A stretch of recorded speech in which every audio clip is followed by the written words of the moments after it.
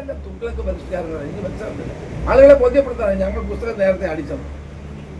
പുസ്തകം text book print നമ്മുടെ തൃക്കാക്കരയിൽ ഒരു പ്രൊഫസറുണ്ട്, അവിടെ അടിക്കുന്നതാണ്. അതെന്തോ വലിയ ഭരണ നേട്ടമാണ്. കേരളത്തിൽ നേരത്തെ പുസ്തകം കൊടുക്കുന്നില്ലേ? ആദ്യമായിട്ടാണ് പുസ്തകം കൊടുക്കുന്നത്. പണ്ടൊക്കെ എഴുത്തോലയിലായിരുന്നു കുട്ടികൾ പഠിച്ചുകൊണ്ടിരുന്നത്. ഇതുമല്ലല്ലോ. നമ്മുടെ തൊട്ട് മുൻപുള്ള 10 വർഷം മുൻപുള്ള കെടുകാര്യസ്ഥതക്ക് നേതൃത്വം കൊടുത്ത ഉത്തരവാദിയായ മനുഷ്യൻ പറയാണ്, പാഠപുസ്തകങ്ങൾ വിതരണം ചെയ്യുന്നതിൽ കാര്യമൊന്നുമില്ലായിരുന്നു. അത് കുട്ടികളെ സംബന്ധിച്ചിടത്തോളം പ്രധാനമാണ്, കുടുംബങ്ങളെ സംബന്ധിച്ചിടത്തോളം പ്രധാനമാണ്. നാടിന് നേരെയുള്ള ഒരു പരിഹാസമായി പോയി ഇന്ന് കാലത്ത് അദ്ദേഹം നടത്തിയ പ്രതികരണം. അധ്യയന വർഷം ആരംഭിക്കുന്നതിന് മാസങ്ങൾക്ക് മുമ്പ്, അതായത് 3 മാസങ്ങൾക്ക് മുമ്പ് തന്നെ കുട്ടികൾക്ക് ആവശ്യമായ പാഠപുസ്തകങ്ങളും യൂണിഫോമും വിതരണം ചെയ്യുക എന്ന ലക്ഷ്യം നാം ഇന്ന് യാഥാർത്ഥ്യമാക്കിയിരിക്കുകയാണ്. സാധാരണഗതിയിൽ മുൻപ് പരീക്ഷയ്ക്ക് പുസ്തകം കിട്ടാത്തതുകൊണ്ട് പാഠപുസ്തകത്തിൻ്റെ ഫോട്ടോസ്റ്റാറ്റ് എടുത്ത് പഠിച്ച ഒരു കാലഘട്ടം കേരളത്തിലുണ്ടായിരുന്നു എന്നുള്ള കാര്യം നാം ഓർത്തിരിക്കണം. 2016 മുമ്പുള്ള ഒരു കാലഘട്ടത്തെ പറ്റിയാണ് ഞാനിവിടെ സൂചിപ്പിച്ചത്. ഒരു നാടിൻ്റെ പുതുതലമുറയ്ക്ക് ചെയ്തൊരു ഗുണത്തെ എങ്ങനെയാണ് കോൺഗ്രസ് വക്രീകരിക്കുന്നത് എന്നതിൻ്റെ ഉത്തമ ഉദാഹരണമാണ് ചെന്നിത്തലയുടെ നാവിൽ നിന്ന് വന്നത്. അതെ, കുഞ്ഞുങ്ങൾക്ക് പാഠപുസ്തകങ്ങളും യൂണിഫോമും ചരിത്രത്തിലാദ്യമായി അധ്യയന വർഷം തുടങ്ങുന്നതിനും 3 മാസം മുമ്പ് വിതരണം ചെയ്ത പിണറായി സർക്കാരിനെ കക്ഷി രാഷ്ട്രീയം മറന്ന് നാടാകെ ശ്ലാഘിക്കുമ്പോഴാണ് കുത്തിത്തിരിപ്പിൻ്റെയും കണ്ണുകടിയുടെയും രാഷ്ട്രീയം പേറി കോൺഗ്രസ് അതിനെ അപമാനിക്കാൻ ശ്രമിച്ചത്. പാഠപുസ്തകം നേരത്തെ വിതരണം ചെയ്യുന്നത് തുഗ്ലക്കിൻ്റെ പരിഷ്കാരമത്രേ. ഓണപരീക്ഷയ്ക്ക് പോലും പുസ്തകമെത്താത്ത കാലം, ഫോട്ടോസ്റ്റാറ്റ് എടുത്ത് അധ്യാപകർക്ക് പഠിപ്പിക്കേണ്ടി വന്ന കാലം, അത് UDFൻ്റെ കാലമായിരുന്നു. പൊതുമേഖലയിൽ നിന്ന് അഴിമതി കാംക്ഷിച്ച് സ്വകാര്യ പ്രിൻറ്റിംഗ് പ്രസ്സുകൾക്ക് അച്ചടി കരാർ നൽകിയ UDF തീരുമാനമാണ് കെടുകാര്യസ്ഥതയുടെ രൂപത്തിൽ കുഞ്ഞുങ്ങളുടെ ഭാവിയിൽ അക്കാലത്ത് കരിനിഴൽ വീഴ്ത്തിയത്. അവിടെ നിന്നും കോൺഗ്രസിന് സങ്കല്പിക്കാനാകാത്ത വിജയം തീർത്ത പാഠപുസ്തക വിപ്ലവത്തെ കൈയടച്ച് അപമാനിക്കാം. എന്നാൽ നാടിൻ്റെ ആകെ രോഷം നേരിട്ട കോൺഗ്രസിന് ഇതാ നിലപാടിൽ നിന്ന് മലക്കം മറിയേണ്ടി വന്നു. എഴുത്തോലയിലെ നാരായ കാലം സ്വപ്നം കണ്ട കോൺഗ്രസിന് കുഞ്ഞുങ്ങൾക്ക് പോലും കോണം വരരുതെന്ന് കരുതുന്ന മനസ്സ് എങ്ങനെ വരുന്നു? അധികാരം അകലെയാണെന്ന വസ്തുത ജനങ്ങളുടെ ഉപകാരത്തെ പോലും അപമാനിക്കാൻ കോൺഗ്രസിനെ പ്രേരിപ്പിക്കുന്നതിൻ്റെ രാഷ്ട്രീയം കേരളം ചർച്ച ചെയ്യുകയാണ്. ജനനന്മയും കോൺഗ്രസിന് അസ്വസ്ഥതയോ? ഇതെന്ത് പൊതുപ്രവർത്തനം? ഇതാണോ പ്രതിപക്ഷ രാഷ്ട്രീയം? ഇങ്ങനെയാണോ കോൺഗ്രസ് വിസ്മയം തീർക്കുന്നത്? ചോദ്യങ്ങൾ അങ്ങനെ നിരവധിയാണ്. ഇന്ന് ഈ ചർച്ചയിൽ പങ്കെടുക്കുന്നത് SFI സംസ്ഥാന പ്രസിഡന്റ് M. ശിവപ്രസാദ്, കോൺഗ്രസ് വക്താവ് doctor GV Hari, doctor Premkumar, ഇടത് നിരീക്ഷകൻ. ശ്രീ GV ഹരി, ഇത് മുൻ പ്രതിപക്ഷ നേതാവ് ക്ഷണിച്ചു മേടിച്ച വിമർശനമല്ലേ? കാരണം രാവിലെ അദ്ദേഹം അത് പറഞ്ഞെങ്കിലും അതേ തുടർന്ന് വളരെ ശക്തമായ വിമർശനം മുഖ്യമന്ത്രിയിൽ നിന്ന് ഉയർന്നു, വകുപ്പ് മന്ത്രിയിൽ നിന്ന് ഉയർന്നു. മാത്രമല്ല, ഇതിപ്പോൾ ശ്രദ്ധിച്ചറിയാം, പ്രതിപക്ഷ നേതാവ് VD സതീശൻ ഒന്നും രമേശ് ചെന്നിത്തലയെ പിന്തുണയ്ക്കുന്ന നിലപാട് സ്വീകരിച്ചില്ല. നേരത്തെ കൊടുത്തെങ്കിൽ അത് നല്ലതല്ലേ എന്നൊരു നിലപാടിലേക്ക് പ്രതിപക്ഷ നേതാവ് പോയി. അത് ആ നിലയിൽ ഒരു വിമർശനം ക്ഷണിച്ചു മേടിച്ച ചെന്നിത്തല എന്ന് പറയുന്നത് ശരിവെക്കുന്ന സാഹചര്യങ്ങളല്ലേ? ഇതാ നോക്കൂ, വൈകുന്നേരമായപ്പോൾ അദ്ദേഹത്തിനും പുസ്തകം നേരത്തെ കൊടുത്തെങ്കിൽ, യൂണിഫോം നേരത്തെ കൊടുത്തെങ്കിൽ നല്ല കാര്യം എന്ന് പറയേണ്ടി വരുന്നു, സമ്മതിക്കേണ്ടി വരുന്നു. അങ്ങനെ ക്ഷണിച്ചു മേടിച്ച ഒരു വിമർശനം അതായിപ്പോയില്ലേ രമേശ് ചെന്നിത്തലയുടെ കാര്യത്തിൽ ഇന്ന് സംഭവിച്ചത്?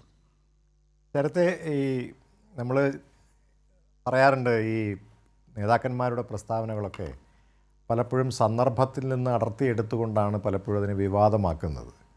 ഇവിടെ അദ്ദേഹത്തിൻ്റെ ഒരു ബൈറ്റ്, അതിനുശേഷം അതിൻ്റെ ഒരു പത്രക്കുറിപ്പ് എൻ്റെ കയ്യിലുണ്ട്.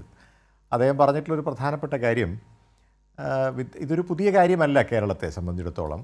ഇത് 2016 മുമ്പും പുസ്തകം നേരത്തെ തന്നെ അച്ചടിച്ച് സ്കൂളുകളിൽ കൊണ്ടുകൊടുത്തു, അല്ലെങ്കിൽ അവിടെ കൊടുത്തിട്ടുണ്ട്, അത് കുട്ടികൾ കിട്ടിയിട്ടുണ്ട്.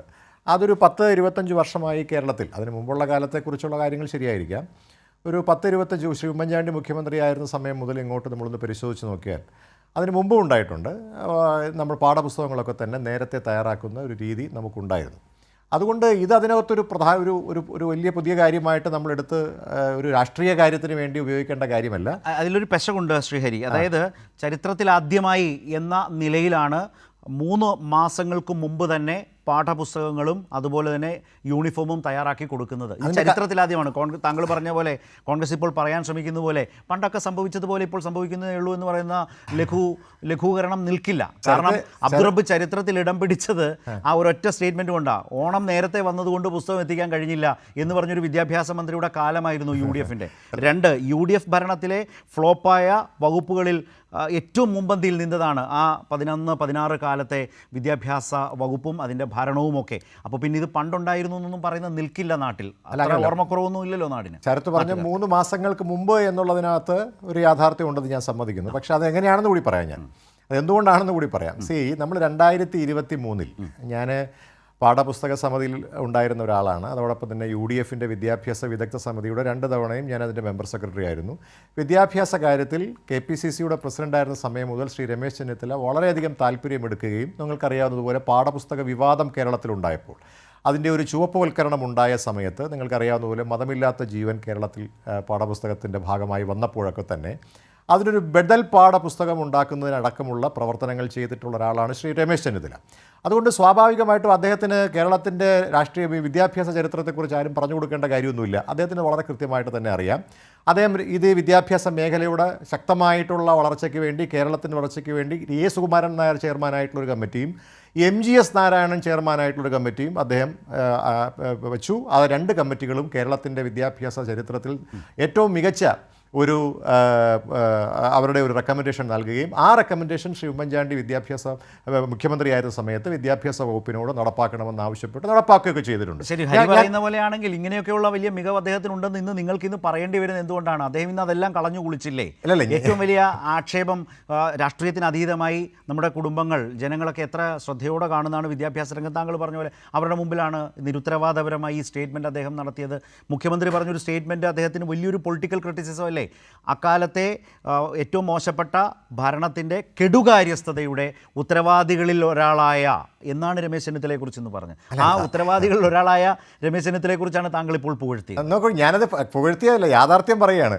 ചരിത്രത്തെ പൂർണ്ണമായിട്ട് കേൾക്കൂ. ഞാൻ അതിലേക്ക് പറഞ്ഞിട്ട് എന്നിട്ട് വരാം. അപ്പം നോക്കൂ, അപ്പോൾ ഇത് ഇപ്പോൾ എന്തുകൊണ്ടത് 3 മാസം മുമ്പ് സാധിച്ചു എന്നുള്ളത് ഞാൻ പറയാം. അതായത് 2023 നമുക്കറിയാവുന്ന പോലെ 2005 നമ്മളൊരു UDF UPA സർക്കാരിൻ്റെ ഭാഗമായ നേതൃത്വത്തിൽ ദേശീയ തലത്തിൽ തന്നെ നമുക്ക് ഒരു NCF ഉണ്ടാവുകയുണ്ടായി 2005. ആ 2005 ഉണ്ടായിട്ടുള്ള ദേശീയ പാഠ്യപദ്ധതിയുടെ ഭാഗമായിട്ട്, ആ കരിക്കുലം ഫ്രെയിംവർക്കിൻ്റെ ഭാഗമായിട്ട് 2007 നമ്മൾ കേരളത്തിന് തനതായിട്ടൊരു KCF എന്ന് പറയുന്നൊരു സംവിധാനം നമ്മൾ ഉണ്ടാക്കി. അതിൻ്റെ അടിസ്ഥാനത്തിൽ നമ്മൾ സ്വീകരിച്ചിട്ടൊരു പ്രധാനപ്പെട്ട പോളിസി എന്ന് പറയുന്നത് നമ്മൾ 5 വർഷം കൂടുമ്പോൾ കേരളത്തിൽ പാഠ്യപദ്ധതി പുതുക്കി പുതിയ പാഠപുസ്തകങ്ങൾ ഉണ്ടാകണം എന്നുള്ളൊരു തീരുമാനമായിരുന്നു നമ്മൾ സ്വീകരിച്ചിരുന്നത്. നമ്മൾ മനസ്സിലാക്കേണ്ട ഒരു പ്രധാനപ്പെട്ട കാര്യം 2023 1, 3 അതോടൊപ്പം തന്നെ 5, 7, 10 ക്ലാസ്സുകളിലുള്ള പാഠപുസ്തകങ്ങൾ പുതുക്കാനായിട്ടുള്ള തീരുമാനം നമ്മളെടുത്തു 2023. 2024 ആകുമ്പോഴേക്കും നമ്മൾ 2, അതോടൊപ്പം തന്നെ 4, അതോടൊപ്പം 6, അതോടൊപ്പം തന്നെ 8 ക്ലാസ്സുകൾ. നേരത്തെ 9 ഞാൻ പറഞ്ഞ 10 അല്ല, 10 നമ്മൾ 2024 ഉണ്ടാകുന്നത്. അപ്പോൾ ഇത് ഓൾറെഡി തന്നെ നമ്മൾ തയ്യാറാക്കി വെച്ചിരിക്കുകയാണ്. ഈ പുസ്തകം പറഞ്ഞ് മനസ്സിലായില്ലേ? ഈ പുസ്തകങ്ങൾ നമ്മൾ ഓൾറെഡി തന്നെ 2003 പറഞ്ഞ പോലെയാണെങ്കിൽ 23 മുതൽ സർക്കാർ കേരളം ഭരിക്കാൻ തുടങ്ങിയത് 2016 മുതൽ. 2016-ലോ 17-ലോ 18-ലോ 19-ലോ 20-ലോ 21-ലോ 22-ലോ ഒന്നും കേരളത്തിലെ പ്രതിപക്ഷത്തിന് ഈ കേസില്ല. എല്ലാ വർഷവും വളരെ അതാണ് വളരെ ചിട്ടയായി വ്യക്തമായി ഇത് കൊടുത്തു. താങ്കൾ പറഞ്ഞ പോലെ UPയുടെ സംഭാവനയാണെങ്കിൽ 2014, 2015, 2016 ഒക്കെ നിങ്ങൾ ഇതേ കാലയളവിൽ കേരളം ഭരിച്ചല്ലോ. ഈ കാലയളവിലൊക്കെ ശരത് പറയാൻ അനുവദിക്കാത്ത താങ്കൾ പറഞ്ഞതെന്നാണ് ഞാൻ ചോദിച്ചത്. അല്ല, ഞാൻ പറഞ്ഞു നിർത്തോട്ടെ. ശരത്തിന് ക്ലാരിറ്റിക്ക് വേണ്ടി ഞാൻ പറയില്ലേ, കൃത്യമായിട്ട് പറഞ്ഞാൽ നമുക്ക് ചർച്ചയല്ലേ. അപ്പോൾ ഇതിനകത്ത് നമ്മൾ ഓൾറെഡി തന്നെ നേരത്തെ ഈ പാഠപുസ്തകങ്ങളുണ്ട്. അതായത് നേരത്തെ പാഠപുസ്തകം ഇല്ലാത്തതല്ല, ആ കാലഘട്ടത്തിലൊക്കെ ഉള്ള പാഠപുസ്തകങ്ങൾ നമ്മൾ സ്വീകരിച്ചിട്ടുള്ള ഒരു പോളിസിയുടെ അടിസ്ഥാനത്തിൽ, അതായത് 5 വർഷം കൂടുമ്പോൾ നമ്മൾ പാഠ്യപദ്ധതി പരിഷ്കരിക്കണമെന്നും പാഠ്യപദ്ധതി പരിഷ്കരിക്കുമ്പോൾ സ്വാഭാവികമായിട്ടും നമുക്കറിയാവുന്ന പോലെ പാഠപുസ്തകങ്ങൾ പരിഷ്കരിക്കേണ്ടി വരും. പക്ഷേ നിങ്ങൾ മനസ്സിലാക്കേണ്ട ഒരു പ്രധാനപ്പെട്ട കാര്യം, നമ്മൾ പാഠപുസ്തകം പരിഷ്കരിച്ചത് ഈ 2023-24 കാലഘട്ടത്തിലാണ്. പക്ഷേ നമ്മൾ മനസ്സിലാക്കേണ്ട ഒരു പ്രധാനപ്പെട്ട കാര്യം, നമ്മൾ പിന്നീട് ഈ പറയുന്ന പാഠ്യപദ്ധതി പരിഷ്കരണം നടത്തുന്നത് 10 വർഷത്തിന് ശേഷമാണ്.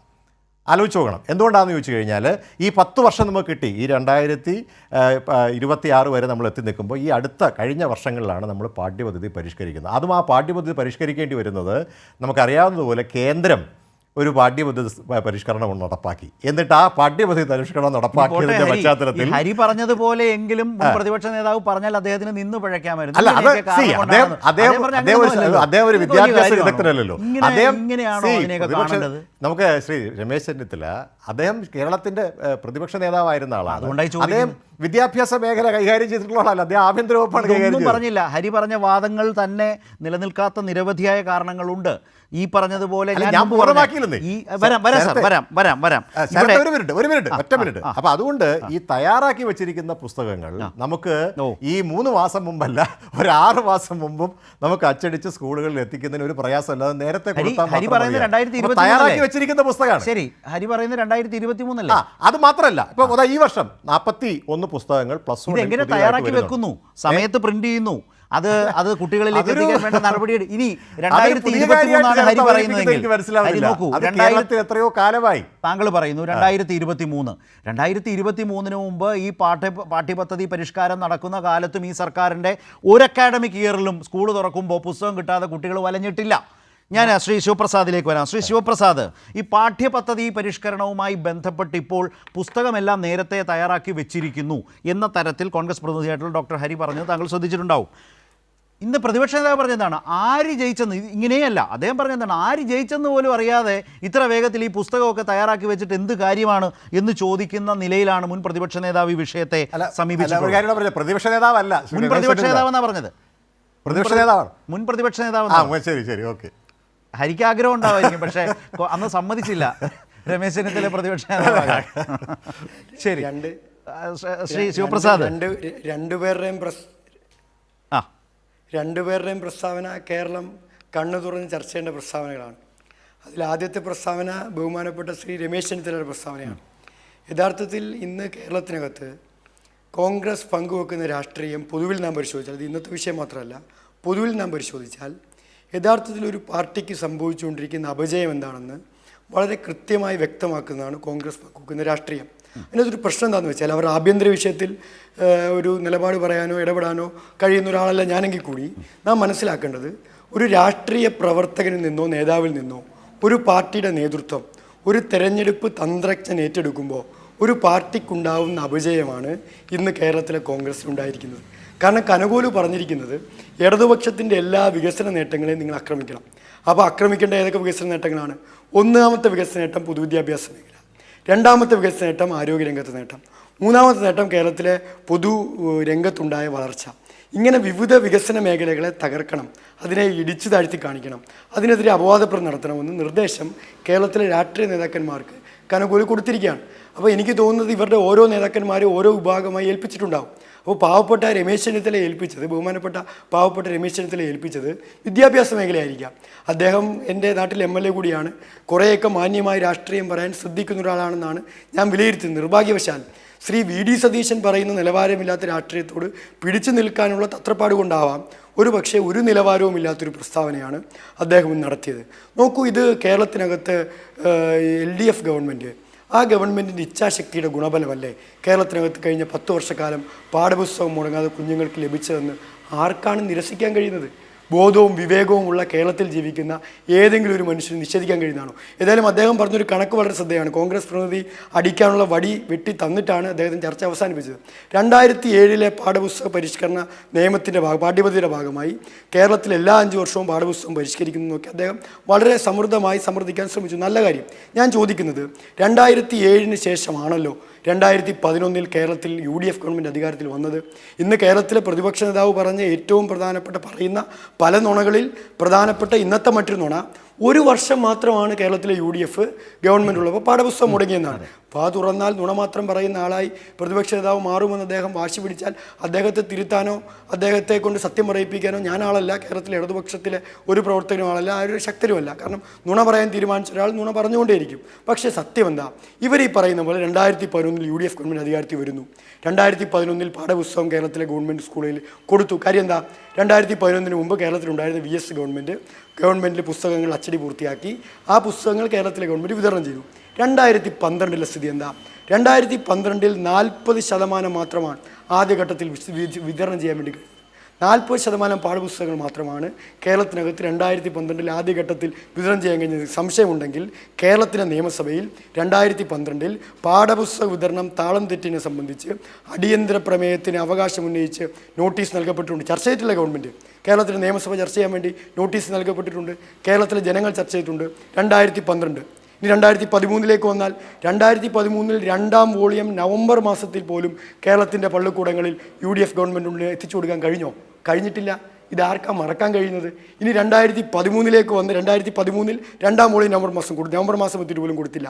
2014 ചില ജില്ലകളിൽ മാത്രം, ചിലപ്പോൾ ഒരു വർഷം ചില ജില്ലകളിൽ കൊടുത്ത കാര്യമായിരിക്കാം PD സതീശൻ പറഞ്ഞിട്ടുണ്ടാവും. ഞാൻ അദ്ദേഹത്തെ അംഗീകരിക്കുന്നു. 2014 അത്ര മാരകമായ നിലയിൽ ഈ വിഷയം ഉയർന്നു വന്നില്ല. ചില ജില്ലകളിൽ മാത്രമാണ് പാഠപുസ്തകത്തിന് ലഭ്യത കുറവുണ്ടായിരുന്നത്. 2015 എന്താ സംഭവിച്ചത്? 2015 43 ലക്ഷത്തോളം പാഠപുസ്തകങ്ങൾ അച്ചടിച്ച് വിതരണം ചെയ്യേണ്ടടുത്ത് കേരളത്തിലെ കുട്ടികൾക്ക് ഓണപ്പരീക്ഷ പടിവാതിൽക്കൽ എത്തിയുമ്പോൾ പോലും പാഠപുസ്തകം കൊടുക്കാൻ അന്ന് കേരളം ഭരിച്ച UDF ഗവൺമെൻറ് ആയോ?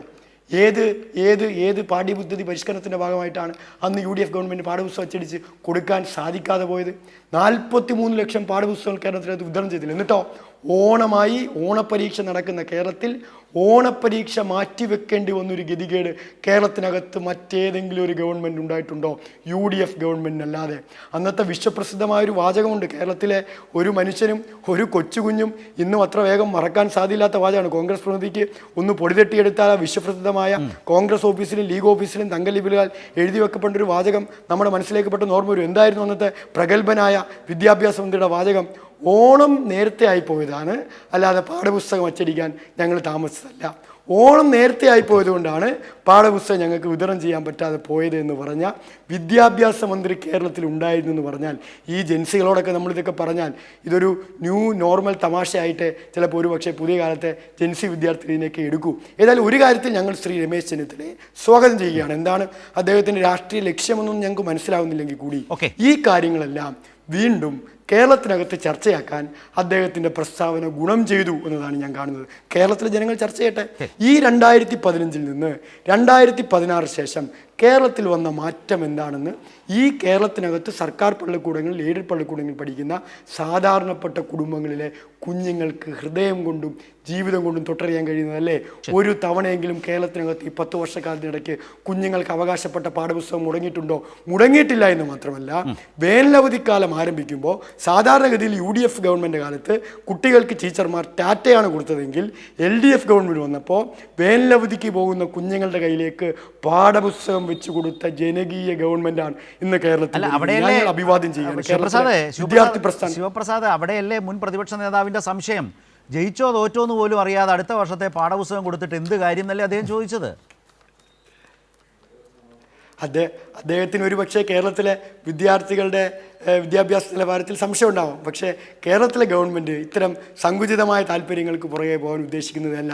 ശരിക്കും ഞാൻ ഇന്ന് കേരളത്തിലെ ഇടതുപക്ഷ ഗവൺമെൻറ്റിനെ അഭിവാദ്യം ചെയ്യാൻ ആഗ്രഹിക്കുകയാണ്. കാരണം ഇത്ര മനോഹരമായി ഒരു പൊളിറ്റിക്കൽ മറുപടി ഈ രാജ്യത്തോ ലോകത്തോ മറ്റെവിടെയെങ്കിലും അടുത്ത കാലത്ത് കൊടുത്തതായി എൻ്റെ ശ്രദ്ധയിൽപ്പെട്ടെന്ന് വന്നിട്ടില്ല. നിങ്ങൾ നോക്കൂ, ഈ വിമർശനം കുബുദ്ധിയോട് ഉന്നയിക്കപ്പെട്ട അതേ ദിവസം കേരളത്തിൻ്റെ ആരാധ്യനായ മുഖ്യമന്ത്രി കേരളത്തിൻ്റെ വിദ്യാഭ്യാസത്തിനും ചേർന്ന് ചിരിക്കുന്ന മുഖങ്ങളുടെ കൈകളിലേക്ക്, നമ്മുടെ കുഞ്ഞുങ്ങളുടെ കയ്യിലേക്ക് ആ പാഠപുസ്തകം വെച്ച് കൊടുക്കുന്ന മനോഹരമായ പൊളിറ്റിക്കൽ മറുപടിക്കപ്പുറമായി ഈ പ്രസ്താവനയ്ക്ക് രാഷ്ട്രീയ കേരളം മറ്റെന്ത് രാഷ്ട്രീയ മറുപടിയാണ് പ്രിയപ്പെട്ട ശരത്തേട്ട നൽകേണ്ടത്?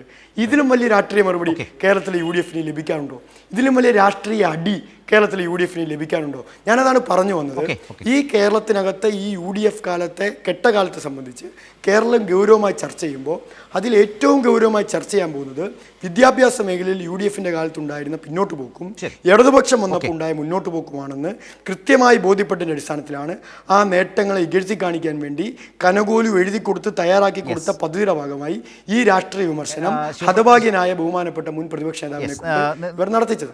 ഞാൻ വരാം. ഇവിടെ ഡോക്ടർ പ്രേംകുമാർ, നേരത്തെ ഡോക്ടർ ഹരി, GV ഹരി എങ്ങനെയാണിന്ന് മുൻ പ്രതിപക്ഷ നേതാവ് ചെന്നുപെട്ടൊരു ഒരു വിവാദത്തിൽ നിന്ന് അദ്ദേഹത്തെ ഒന്ന് കരകയറ്റാൻ പറ്റുന്നത് എന്നതുകൂടി വെച്ച് ഹരി പറഞ്ഞു വെച്ച വാദങ്ങൾ താങ്കളുടെ മുമ്പിലുണ്ട്. 2011-16 കാലത്തെ ഭരണം എങ്ങനെയായിരുന്നു, വിദ്യാഭ്യാസ വകുപ്പിൻ്റെ ഭരണം, പാഠപുസ്തകത്തിൻ്റെ വിതരണം എങ്ങനെയായിരുന്നു, കണക്ക് അവതരിപ്പിച്ചുകൊണ്ട് ഇപ്പുറത്ത് ശിവപ്രസാദ് സംസാരിക്കുന്നതും താങ്കൾ കേട്ടിട്ടുണ്ട്. ഞാനും ആലോചിച്ചൊരു കാര്യം ഇതാണ്. ഇപ്പോൾ കോൺഗ്രസ് ഒരു തരത്തിലും ആഗ്രഹിക്കാത്തതാണ് ഭരണത്തിലെ ഒരു താരതമ്യം. പ്രത്യേകിച്ച് വിദ്യാഭ്യാസ വകുപ്പുമായി ബന്ധപ്പെട്ടൊക്കെ കോൺഗ്രസ് ഏതെങ്കിലും തരത്തിൽ കോൺഗ്രസ് നേതാക്കൾ ആഗ്രഹിക്കുമോ എന്ന് എനിക്ക് സംശയമുണ്ട്. പക്ഷേ ഈ താരതമ്യം ഉണ്ടാകണം എന്ന് ഏറ്റവും അധികം കൃത്യമായി ആവശ്യപ്പെടുന്നത് ഇടതുപക്ഷവുമാണ്. ഇതാണ് ഇതിൻ്റെ ഒരു കോണ്ടെക്സ്റ്റ്. ആ കോണ്ടെക്സ്റ്റിൽ യഥാർത്ഥത്തിൽ ഇന്ന് മുൻ പ്രതിപക്ഷ നേതാവ് രമേശ് ചെന്നിത്തല യഥാർത്ഥത്തിൽ VD സതീശന് പഠിക്കുകയാണോ എന്ന് ചിലർ ചോദിക്കുന്നതും കണ്ടു. അതായത് ഇങ്ങനെ വിവാദമുണ്ടാക്കി വാർത്താ താരമാകാൻ, ഒരു ന്യൂസ് മേക്കർ ആകാൻ അദ്ദേഹം ആഗ്രഹിക്കുന്നത് പോലെ ഒരു തോന്നൽ ഉളവാക്കി ഇന്ന് അദ്ദേഹം സംസാരിച്ചതാകെ കണ്ടപ്പോൾ. പ്രേംകുമാറിന് എങ്ങനെയാണ് അനുഭവപ്പെട്ടത്? ഒന്ന് ഈ ചർച്ചയിൽ പങ്കെടുക്കുന്നതിന് മുമ്പ് ഞാൻ ഫേസ്ബുക്കിൽ എഴുതിയിട്ടുണ്ടായിരുന്നു, ചെന്നിത്തല പറഞ്ഞതിനെ പറ്റി ചിരിച്ചു പറയാൻ കൈരളിയിലുണ്ടെന്ന്. തിരിച്ചുകൊണ്ട് മാത്രമേ പറയേണ്ടതുള്ളൂ എന്ന് ഞാൻ വിചാരിക്കുന്നു. അത് GV ഹരി ആയതുകൊണ്ട് അങ്ങനെ തന്നെ പറയാമെന്നും. അതിന് മുന്നേ ഒരു കാര്യം, GV ഹരിയുടെ പെർമിഷൻ ഞാൻ ചോദിച്ചോട്ടെ. നമ്മൾ സുഹൃത്തുക്കളാണ്, നമ്മൾ കണ്ടിട്ടുണ്ട്, സംസാരിച്ചിട്ടുണ്ട്. അതുകൊണ്ട് നിങ്ങളെപ്പറ്റി പറയുമ്പോൾ എൻ്റെ സുഹൃത്ത് എന്ന് പറയുന്നതിൽ നിങ്ങൾക്ക് പ്രശ്നം ഉണ്ടാവില്ല എന്ന് തോന്നുന്നു. കാരണം ചില കോൺഗ്രസ് വക്താക്കളെ പറ്റിയിട്ട് സുഹൃത്ത് എന്ന് പറയുമ്പം എനിക്കും അനുഭവം ഉണ്ടായിട്ടുണ്ട്. ചാടിക്കേരി ഞാൻ നിങ്ങളെ സുഹൃത്തല്ല എന്ന് പറയുന്നത് കഴിഞ്ഞ ദിവസം SK സജീഷിനോടും പറയുന്നത് കേട്ടു. അതുകൊണ്ട് പ്രിയപ്പെട്ട ഡോക്ടർ GV ഹരി, സുഹൃത്ത് എന്ന് എനിക്ക് പറയാം എന്ന് ഞാൻ വിശ്വസിക്കുന്നു. എന്റെ സുഹൃത്താണ്. ഓക്കെ, സന്തോഷം.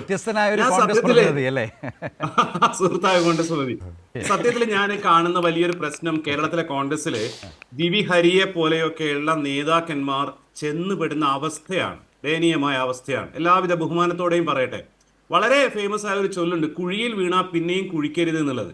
രമേശ് ചെന്നിത്തലയ്ക്ക് ആ വർത്താനം പറഞ്ഞ് മിനിറ്റുകൾക്കിടയിൽ ഉള്ളിൽ മനസ്സിലായി കഴിഞ്ഞു താൻ പറഞ്ഞത് ഏറ്റവും വലിയൊരു വിഡ്ഢിത്തമാണെന്നും ഇടതുപക്ഷത്തിനും SFIക്കും ഒക്കെ വളരെ ഗംഭീരമായ ഒരു ആയുധം കൊടുക്കുകയായിരുന്നു.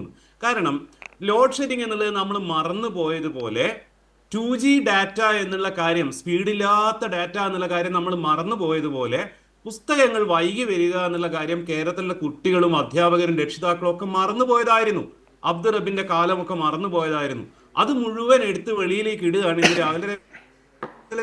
ഓക്കെ, നേതാവാണ്, പ്രായമുള്ള ആളാണ്, അങ്ങനെ അബദ്ധം പറ്റി, കുഴിയിൽ വീണാ പിന്നെന്താ ചെയ്യേണ്ടത്? പിന്നെയും കുഴിച്ചോണ്ടിരിക്കരുത് എന്നാണ് പറയാം. ഉച്ചയ്ക്ക് ശേഷം അദ്ദേഹം ക്ലാരിഫൈ ചെയ്ത് എന്താ പറഞ്ഞെന്ന്. അതാണ് എനിക്ക് ഏറ്റവും രസം. അദ്ദേഹം പറഞ്ഞതെന്ന് വെച്ചാല് ഇത് പുതിയ കാര്യമൊന്നും അല്ല എന്ന് പറഞ്ഞു. പുതിയ കാര്യമാണെന്നേ. കേരളത്തിന്റെ ചരിത്രത്തിൽ ആദ്യമായിട്ടാണ് വർഷാന്ത പരീക്ഷ കഴിയുന്നതിന് മുന്നേ, അതും ഫെബ്രുവരി മാസത്തിൽ മുഴുവൻ പുസ്തകങ്ങളും ഡിസ്ട്രിക്ട് ഡിപ്പോകളിൽ എത്തുന്നത്. അത് ആദ്യമായിട്ടാണ്. അത്ര നേരത്തെ വരേണ്ടതുണ്ടോ എന്നൊക്കെ ഉള്ളത് വേറെ കാര്യം. രണ്ടാമത് അയാൾ പറയുന്നത് എന്താ അറിയോ, ഇത് സർക്കാരിന്റെ നേട്ടമായിട്ട് പറയരുത് എന്നാ. സർക്കാരിന്റെ നേട്ടമായിട്ടല്ലേ പറയേണ്ടത്? സർക്കാർ ചെയ്ത നല്ല കാര്യം സർക്കാരിന്റെ നേട്ടമായിട്ടല്ലേ പറയേണ്ടത്? മൂന്നാമത്തെ കാര്യം ഞാൻ പറയട്ടെ, തുഗ്ലക്ക് എന്ന് പറഞ്ഞ ആൾ ആരാണെന്നും ഇദ്ദേഹത്തിന് അറിയില്ല എന്നുള്ളതാണ് രസം. തുഗ്ലക്കിന്റെ പരിഷ്കാരത്തിന്റെ പ്രശ്നം എന്തായിരുന്നു? ഡൽഹിയിൽ നിന്ന് തലസ്ഥാനം വേറൊരു ബാദിലേക്ക് മാറ്റുന്നു. അവിടെ ചെന്നതിന് ശേഷം അത് പിന്നെയും തിരിച്ച് ഇങ്ങോട്ട് കൊണ്ടുവരുന്നു. ഇങ്ങനെ കാര്യങ്ങൾ ചെയ്യുന്നതിനാണ് തുഗ്ലക് പരിഷ്കാരം എന്ന് പറയാം. ഈ ശിവൻകുട്ടി മിനിസ്റ്റർ എന്താ ചെയ്തത്? പാഠപുസ്തകം എല്ലാ ഡിസ്ട്രിക്ട് ഡിപ്പോകളിലും ഇന്ന് എത്തിച്ചിരിക്കുന്നു. ഫെബ്രുവരി 13 എത്തിച്ചിരിക്കുന്നു. ഇനി അങ്ങനെ കൊടുക്കണ്ട എന്ന് പറഞ്ഞിട്ട് ഇത് മുഴുവൻ തിരിച്ചു കൊണ്ടുപോവുകയും അടുത്ത ഓണത്തിന് ശേഷം വിതരണം ചെയ്യാൻ തീരുമാനിക്കുകയും ചെയ്താൽ തുഗ്ലക് പരിഷ്കാരം എന്ന് പറയണം. ഒരേ സമയം മനുഷ്യനെ UDFനെ മുഴുവൻ കുഴിയിലാക്കി LDFന് വേണ്ട സകല ആയുധങ്ങളും എടുത്തു കൊടുത്തു. തുഗ്ലക് പരിഷ്കാരം എന്താണെന്ന് പോലും അറിയാതെ ഡയലോഗ് എടുക്കുകയും ചെയ്തു. ഇത് ചെയ്തത് എന്നാണെന്നുള്ളതാണ് പ്രധാനം. രണ്ട് കാര്യങ്ങൾ കൊണ്ട് ഇന്ന് വളരെ പ്രസക്തമാണ്. VD സതീശന്റെ മുഖം മാത്രമുള്ള ഫ്ലെക്സ് വെച്ചുകൊണ്ട് നവയുഗ യാത്ര നടന്നുകൊണ്ടിരിക്കെ രമേശ് ചെന്നിത്തല ചെറിയൊരു പാസ്പോർട്ട് സൈസ് ഫോട്ടോയിൽ ഒതുങ്ങിയിരിക്കുന്ന കോണ്ടെക്സ്റ്റിലാണ് all India Congress committee election campaign ചെയർമാനായിട്ട് രമേശ് ചെന്നിത്തലയെ അവരോധിച്ചിട്ടുള്ളത്. കോ ചെയർമാനായിട്ട് നിങ്ങൾക്ക് അറിയാം നമ്മുടെ ഡോക്ടർ ശശി തരൂരാണ്.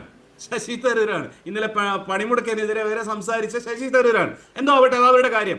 ഇലക്ഷൻ നയിക്കുന്നത് ആരാണ് എന്നുള്ള ചോദ്യത്തിന് LDFന്റെ ഇലക്ഷൻ ക്യാമ്പയിൻ നയിക്കുന്നത് മുഖ്യമന്ത്രിയാണെന്ന് പാർട്ടിയുടെ സെക്രട്ടറിയും അഖിലേന്ത്യാ സെക്രട്ടറിയും വളരെ ക്ലിയർ ആയിട്ട് പറഞ്ഞു. കോൺഗ്രസിന്റെ ഇലക്ഷൻ ക്യാമ്പയിൻ നയിക്കുന്നത് രമേശ് ചെന്നിത്തലയാണെന്ന് പ്രഖ്യാപിക്കപ്പെട്ട ദിവസം. രണ്ടാമത്, കേരളത്തിന്റെ ചരിത്രത്തിൽ ആദ്യമായിട്ട് ഫെബ്രുവരി മാസത്തിൽ പരീക്ഷ കഴിയുന്നതിന് മുമ്പ് അടുത്ത വർഷത്തേക്കുള്ള പുസ്തകങ്ങൾ മുഴുവൻ വിതരണം ചെയ്ത ദിവസമാണ്. ഞാൻ വിചാരിക്കുന്നില്ല ഈ ക്യാമ്പയിൻ, ഈ കനകോലു ക്യാമ്പയിൻ ഇവിടെ നിൽക്കുമെന്നുള്ളത്. ഇത് സത്യത്തിൽ കനകോലു പ്ലസ് കാരശ്ശേരി ക്യാമ്പയിൻ ആണ്. അടുത്ത് വരാൻ സാധ്യതയുള്ള ഒരു സാഹിത്യ വിമർശനം ഞാൻ പറയാം. വേനൽക്കാലം എന്ന് പറഞ്ഞാൽ, അവധിക്കാലം എന്ന് പറഞ്ഞാൽ കുട്ടികൾ കാർത്തുല്ലസിക്കാനുള്ള കാലമാണ്. ആ കാലത്തിന്റെ ഭംഗി, ആ കാൽപ്പനികമായ ഭംഗി നശിപ്പിക്കുന്ന രീതിയിൽ അവരുടെ കയ്യിലേക്ക് പുസ്തകം വെച്ചു കൊടുക്കുന്ന ഭീകരനായ പിണറായി വിജയൻ, ശിവൻകുട്ടി എന്ന് പറഞ്ഞ സാഹിത്യത്തെ പറ്റിയിട്ട് MN കാരശ്ശേരിയും കൽപ്പറ്റ നാരായണ മാഷും വീരാൻകുട്ടിയൊക്കെ ഇനി കവിത എഴുതുകയും ലേഖനങ്ങൾ എഴുതുകയും ചെയ്യും. മലയാളം, കേരളം അതുകൂടെ കേൾക്കേണ്ടി വരും. സാധാരണ കുട്ടികൾക്ക് സത്യം പറഞ്ഞാൽ പുസ്തകം കിട്ടുന്നത് ഇഷ്ടമല്ലല്ലോ. കുട്ടികൾക്ക് പൊതുവെ സ്കൂളിൽ പഠിക്കുക എന്നുള്ളത് പോലും ഇഷ്ടമല്ല. അവർക്ക് പുസ്തകമില്ലാത്ത കാലമാണ്. പിന്നെ SFIക്കാർക്ക് സച്ചിമാഷ് പറഞ്ഞ പോലെയാണെങ്കിൽ തങ്ങളുടെ വിപ്ലവ വീര്യവും സമരവീര്യവും ഇടതുപക്ഷ ബോധവും ഒക്കെ പുറത്തേക്ക് കൊണ്ടുവരാനുള്ള ചാൻസ് ഇല്ലാതായി പോവുകയാണ് ചെയ്യുന്നത്. പുസ്തകങ്ങളൊന്നും അച്ചടിക്കരുത്, ഒന്നും വിതരണം ചെയ്യുന്നുണ്ടാവരുത്, കുട്ടികൾക്ക് ഫോട്ടോസ്റ്റാറ്റ് പോലും കിട്ടരുത്. അപ്പോഴാണ് സമരം ചെയ്യേണ്ടത്, സമരം ചെയ്യാനുള്ള ഊർജം ഉണ്ടാവേണ്ടത്. അതെല്ലാം നശിപ്പിക്കുകയാണ് ഇടതുപക്ഷ ഗവൺമെന്റും ശിവൻകുട്ടിയും എന്നുള്ള നെറേറ്റീവാണ് അടുത്ത് വരാൻ പോകുന്നത്. കാത്തിരുന്നു കൊള്ളുക. അതിന് തയ്യാറായിരുന്നിരുന്നു കൊള്ളുക. തലയ്ക്ക് വെളിവുള്ള ഒരു കോൺഗ്രസ്സുകാരനും പറയാത്ത സാധനമാണിത്. ശിവപ്രസാദ് പറഞ്ഞതുപോലെ കനകോലു ഉപദേശിച്ചു കൊടുക്കുന്ന ഔട്ട് ഓഫ് കോണ്ടെക്സ്റ്റ് സാധനങ്ങളാണ്. കർണാടകയിൽ ഒരുപക്ഷെ ഇത് ശരിയായിരിക്കാം. 3500-ലധികം സ്കൂളുകളാണ് കഴിഞ്ഞ 5 വർഷമായിട്ട് കർണാടകയിൽ പൂട്ടിയിട്ടുള്ളത്. അബ്ദുറബിന്റെ കാലത്ത് 1000-ലധികം സ്കൂളുകൾ കേരളത്തിൽ പൂട്ടിയിട്ടുണ്ടായിരുന്നു. ഒരൊറ്റ അൺഎയ്ഡഡ് സ്കൂൾ പോലും, അൺഎയ്ഡഡ് സ്ഥാപനം പോലും ഓപ്പൺ ചെയ്യാത്ത 10 വർഷമാണ് കടന്നുപോയിട്ടുള്ളത്. എല്ലാ സ്കൂളുകളും ഹൈടെക് ആയിട്ട് മാറിയിട്ടുള്ള കാലമാണ്. പിന്നെ അത് നമ്മുടെ കോമൺ സെൻസിന് ഒരു തരത്തിലും മനസ്സിലാവാത്ത കാര്യങ്ങളാ പറയാം. മെനഞ്ഞാന്ന് VD സതീശൻ പറഞ്ഞ ഒറ്റ കാര്യം കൂടി പറഞ്ഞിട്ട് ഞാൻ പറയട്ടെ. അദ്ദേഹം പറയുന്നത് വയനാട്ടിൽ കോൺഗ്രസ് വാങ്ങിക്കഴിഞ്ഞ സ്ഥലത്ത് രജിസ്ട്രേഷൻ കഴിഞ്ഞിട്ടില്ല കേട്ടോ, അവിടെ വീടുകൾക്കെല്ലാം പെർമിറ്റ് കിട്ടിക്കഴിഞ്ഞു എന്നാണ്. നിങ്ങൾ സൂക്ഷിച്ചു വെച്ചോളൂ. 2 ആഴ്ച കഴിഞ്ഞാൽ ഇതേ VD സതീശൻ ബിൽഡിംഗ് പെർമിറ്റ് തരാത്ത സർക്കാരിനെതിരെ പ്രസ്താവന നടത്തും. സ്ഥലം രജിസ്റ്റർ ചെയ്തിട്ടില്ല, ബിൽഡിങ്ങിന് പെർമിറ്റ് കിട്ടിയെന്നാ VD സതീശൻ പറയുന്നത്. കേരളത്തിൽ ഇപ്പോൾ നിലനിൽക്കുന്ന സിസ്റ്റം അനുസരിച്ച് K-സ്മാർട്ടിലാണ് അപ്ലൈ ചെയ്യേണ്ടത്. ആദ്യം അപ്ലോഡ് ചെയ്യേണ്ട ഡോക്യുമെന്റ് സ്ഥലത്തിന്റെ ടൈറ്റിൽ ഡീഡിന്റെ കളർ കോപ്പിയാണ്. സ്ഥലം രജിസ്റ്റർ ചെയ്തിട്ടില്ല, ബിൽഡിങ്ങിന് പെർമിറ്റ് കിട്ടിയെന്നാ പറയുന്നത്. അതിന്റെ 2 ആഴ്ച മുമ്പ് 30 സെക്കൻഡ് കൊണ്ടാണ് അദ്ദേഹം 300 വീടുകൾ ഉണ്ടാക്കിയത്. ഇങ്ങനെ പച്ച നുണകൾ പറയുകയാണ്. അത് ഫേസ്ബുക്കിലോടും. ഇത് GB ഹരിയെ പോലുള്ള, ഒരു പരിധിവരെ രമേശ് ചെന്നിത്തലയെ പോലെയുള്ള സാധാരണക്കാർ ആദരവോടെയും ബഹുമാനത്തോടെയും ഇഷ്ടത്തോടെയും കാണുന്ന നേതാക്കന്മാരെ പോലും കണ്ട, എന്താ പറയുക, നമ്മൾ പറയില്ലേ, സംഘികളെക്കാൾ താഴെ പൊസിഷൻ ചെയ്യിക്കുന്ന തന്ത്രമാണ് ഇദ്ദേഹം പറഞ്ഞു കൊടുക്കുന്നത്. മുമ്പ് RSSന്റെ സംഘപരിവാറിന്റെ സ്ട്രാറ്റജിസ്റ്റ് ആയിരുന്ന കനകോലു അത് കേരളത്തിലെ കോൺഗ്രസിനെ നശിപ്പിക്കാൻ, കേരളത്തിലെ കോൺഗ്രസിനെ ഇല്ലാതാക്കാൻ വേറെ ആരോ ഹാച്ച് ചെയ്ത സംഗതിയാണ്. ഒരേപോലെ VD സതീശനെയും രമേശ് ചെന്നിത്തലയും കൊണ്ട് ചുടുചോറ് വാരിച്ചിട്ട് വേറെ ആരോ നിന്ന് അതിന്റെ പിറകിൽ നിന്ന് കളിക്കുകയാണ് കോൺഗ്രസിനുള്ളിൽ. രണ്ടാമത് ഈ 3 പേരെയും ഇല്ലാതാക്കിക്കൊണ്ട് തികച്ചും അപഹാസ്യരാക്കിയിട്ട് കോൺഗ്രസിനെ ഇല്ലാതാക്കാനുള്ള പ്ലോട്ടാണ്.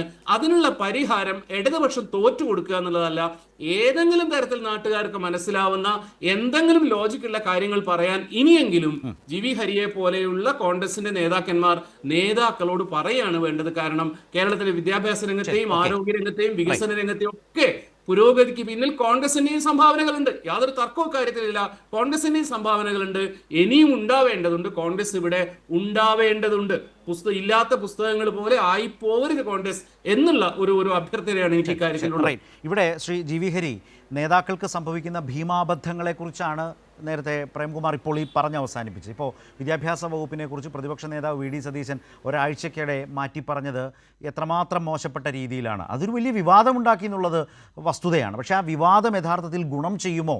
അത് രാഷ്ട്രീയ നേതാക്കൾക്ക്, നേതൃപദവിയിൽ നിൽക്കുന്നവർക്ക് അവരുടെ വിശ്വാസ്യതയുമായി ബന്ധപ്പെട്ടൊക്കെ സംഭവിക്കുന്ന ഒരു ഇടിവിൻ്റെ അനുഭവം ഇതില്ലേ? നമ്മുടെ കലോത്സവത്തിൻ്റെ സമാപന വേദിയിൽ ഗുഡ് ഗവേണൻസ് എന്ന് എടുത്തു പറഞ്ഞുകൊണ്ട് അതിൻ്റെ പേരിൽ വിദ്യാഭ്യാസ മന്ത്രിയെ അഭിനന്ദിച്ചത് പ്രതിപക്ഷ നേതാവാണ്. ഒരാഴ്ച കഴിയും മുമ്പ് എത്ര മോശമായിട്ടാണ് അദ്ദേഹം അത് അവതരിപ്പിച്ചത്.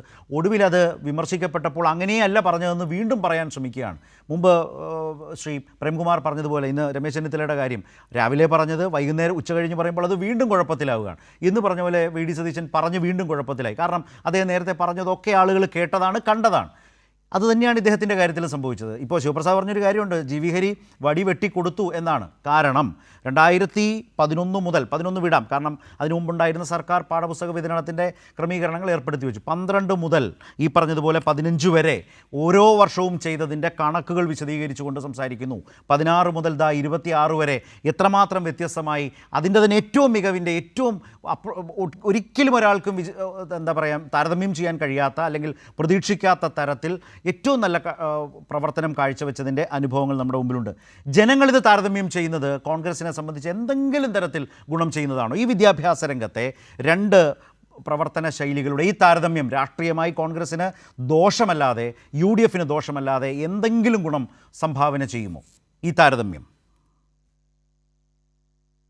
ഗുണം ചെയ്യും. അതുകൊണ്ട് ഇപ്പോൾ ശിവപ്രസാദ് പറഞ്ഞെടുത്തുനിന്ന് ഞാൻ തുടങ്ങാം. ശിവപ്രസാദ് പറഞ്ഞു 2011 ശേഷം ഇവിടെ എന്തുണ്ടായി എന്നുള്ളതാണ്. അതാണ് ഞാൻ പറയാൻ പോകുന്നത്. ശിവപ്രസാദ് കൂടെ കൃത്യത കേൾക്കണം. ഞാൻ ഈ പറഞ്ഞത് ശരിയാണോ എന്ന് പരിശോധിച്ച് നോക്കുക. 2013 സമഗ്ര പാഠ്യപദ്ധതി പരിഷ്കരണം കേരളത്തിലുണ്ടാകുന്നത്.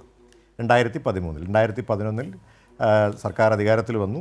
സർക്കാർ അധികാരത്തിൽ വന്നതിന് ശേഷം സമഗ്ര പാഠപുസ്തകങ്ങളുടെ പരിഷ്കരണം, പാഠ്യപദ്ധതിയുടെ പരിഷ്കരണം 2013 കേരളത്തിലുണ്ടാകുന്നു. അതിൻ്റെ അടിസ്ഥാനത്തിൽ 250 ടൈറ്റിലുകളിൽ മാറ്റമുണ്ടായി.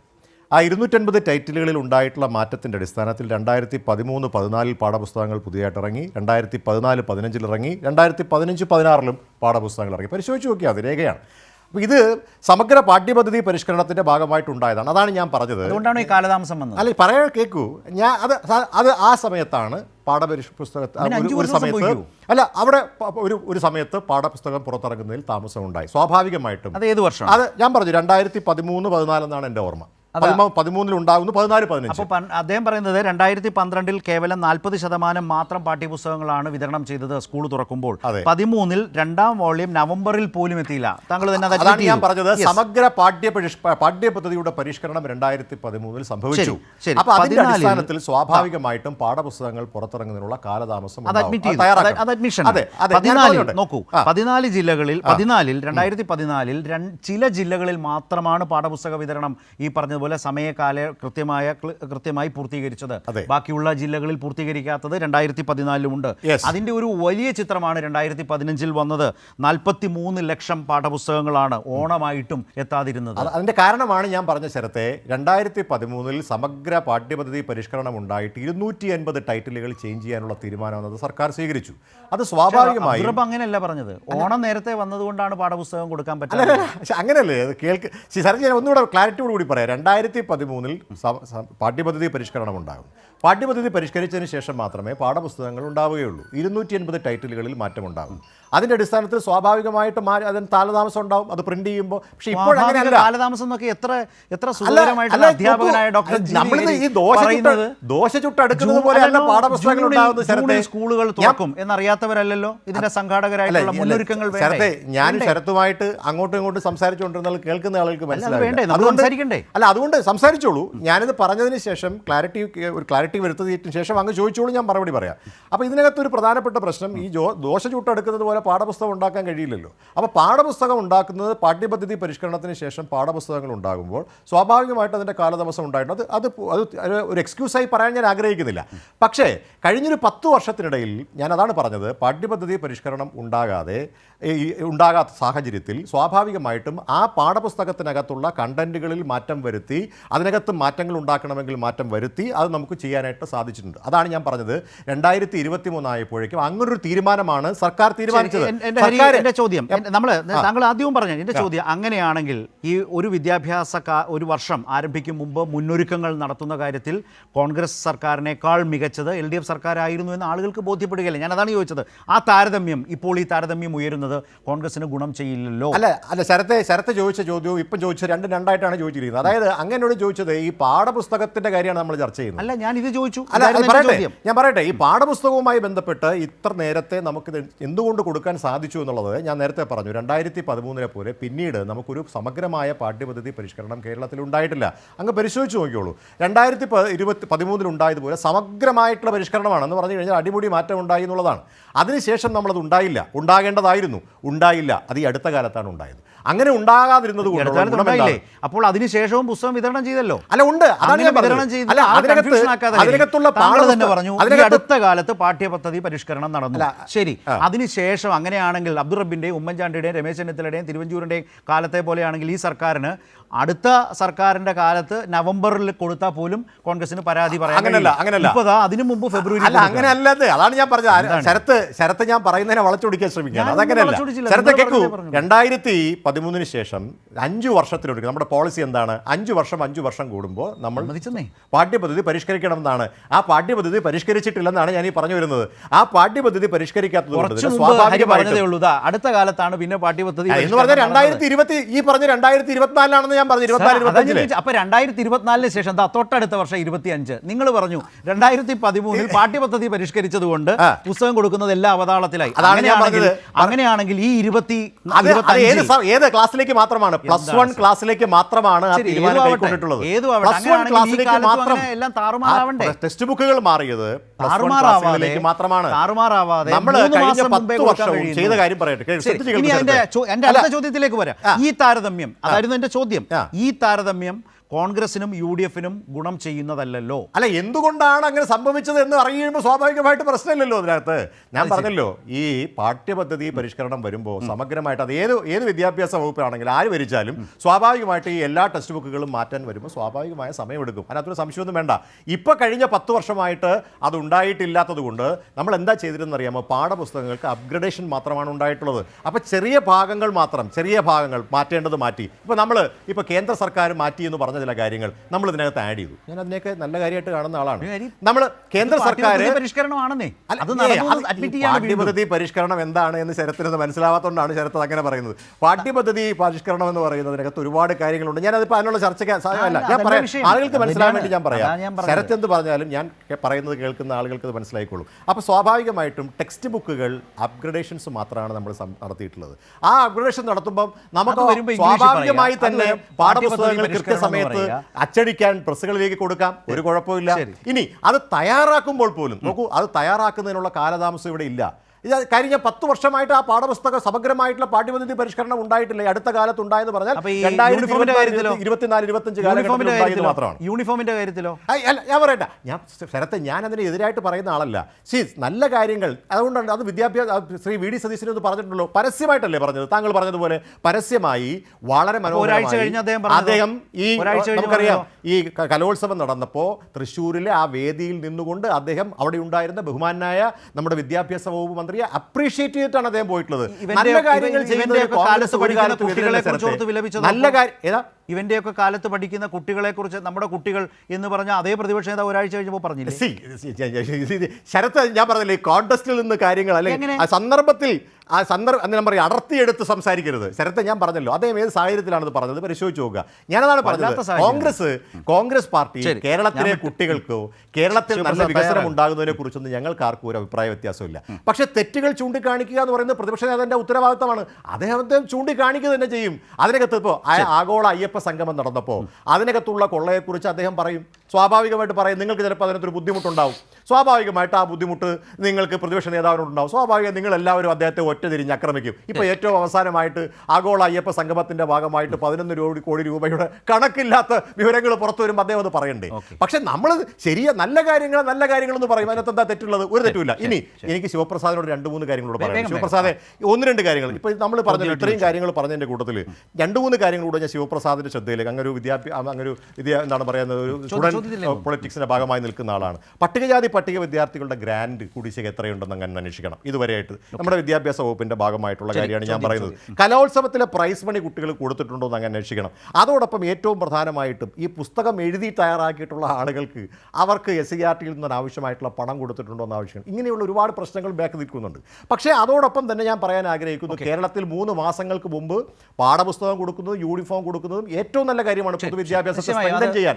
അത് സഹായിക്കുമെങ്കിൽ ഒരു കോൺഗ്രസ് അത് നല്ല കാര്യമെന്ന് പറയാൻ ഞാൻ കോൺഗ്രസ് ആഗ്രഹിക്കുന്നു. കോൺഗ്രസ് പ്രതിനിധി എന്ന നിലയിൽ അത് ഇന്ന് മുൻ പ്രതിപക്ഷ നേതാവ് പറഞ്ഞതുപോലെയല്ല, അങ്ങനെ കൊടുത്തിട്ടുള്ളത് നല്ല കാര്യമാണ് എന്നൊരു ചർച്ചയിൽ തീർച്ചയായിട്ടും താങ്കൾ തുറന്നു പറയുന്നത് ഞാൻ തുറന്നു പറയുന്നത് അതിനകത്ത് തെറ്റില്ല. അത് വളരെ നല്ല കാര്യമാണ്. തെറ്റില്ല. അതിനെ പക്ഷേ തെറ്റുകളെ ചൂണ്ടിക്കാണിക്കുന്നത് തെറ്റാണെന്ന് പറയരുത് ശരത്ത്. അതാണ് ഞാൻ പറഞ്ഞത്. സമഗ്രമായ പാഠ്യപദ്ധതി പരിഷ്കരണം നമുക്ക് 5 കൊല്ലം കൂടുമ്പോൾ കേരളത്തിൽ ഉണ്ടാകണം നമ്മൾ ആഗ്രഹിച്ചു. അത് ശിവപ്രസാദിന് താങ്കൾ ആ പറഞ്ഞ പാഠ്യപദ്ധതി പരിഷ്കരണം കൊണ്ടുണ്ടായിട്ടുള്ളതാണ് എന്ന UDF കാലത്തെ കാലതാമസത്തെക്കുറിച്ച് പറഞ്ഞതിനോട് എനിക്ക് തോന്നുന്നില്ല ശിവപ്രസാദിന് യോജിക്കാൻ കഴിയുമെന്ന്. എന്തുവാകട്ടെ, പക്ഷേ ഇവിടെ ഒരു പ്രധാനപ്പെട്ട കാര്യം എനിക്ക് ചോദിക്കാനുള്ളത് ശിവപ്രസാദിനോട് 2016-2026, അതായത് ഉമ്മൻചാണ്ടി UDF ഭരണകാലത്തിന് ശേഷം വന്ന ഈ 10 വർഷക്കാലം കേരളത്തിൻ്റെ പൊതുവിദ്യാഭ്യാസത്തെ സംബന്ധിച്ച് പ്രതിപക്ഷത്തിൻ്റെ ഒരു പൊതുവായ അപ്രോച്ച് എന്താണ് എന്ന് SFIക്ക് മനസ്സിലായിട്ടുണ്ടോ? അങ്ങനെ ഒരു അപ്രോച്ച് പ്രതിപക്ഷത്തിനുണ്ടായിരുന്നോ? കാരണം ഇന്ന് രമേശ് ചെന്നിത്തല പറഞ്ഞതൊക്കെ പൊതുവിദ്യാഭ്യാസത്തോടുള്ള ശരിയായ ഒരു അപ്രോച്ചായി കരുതാനേ കഴിയില്ല. അതൊരു സ്റ്റേറ്റ്മെൻറ്റാണ്, ഒരു തരത്തിലും വർത്തമാനം പറഞ്ഞ് പോവുകയാണ്. അതിൽ പിടി വീഴുമ്പോൾ വൈകുന്നേരം തിരുത്താൻ ശ്രമിക്കുന്നതിനപ്പുറത്തേക്ക് അതൊരു സമീപനം എന്ന് പറയാൻ കഴിയില്ല. അത് നല്ല കാര്യങ്ങളോടുള്ള താല്പര്യമില്ലായ്മയൊക്കെ അതിൽ പ്രകടമാണ്. പിന്നെ പ്രതിപക്ഷ നേതാവിനെ കുറിച്ച് പറഞ്ഞപ്പോൾ മന്ത്രിയെക്കുറിച്ച് പറഞ്ഞാൽ ഇപ്പോൾ മന്ത്രി ആക്ഷേപിച്ചു, പ്രതിപക്ഷ നേതാവ് ആക്ഷേപിച്ചത് ഒഴിച്ചാൽ ഘടനാപരമായി വിയോജിക്കാൻ പ്രതിപക്ഷത്തിന് ഈ കാലയളവിൽ വിദ്യാഭ്യാസ രംഗവുമായി ബന്ധപ്പെട്ട് പൊതുവിദ്യാഭ്യാസ രംഗവുമായി ബന്ധപ്പെട്ട് കഴിഞ്ഞിട്ടുണ്ടോ? ചോദ്യം അതാണ്. നമ്മൾ ആ ചോദ്യത്തിലേക്ക്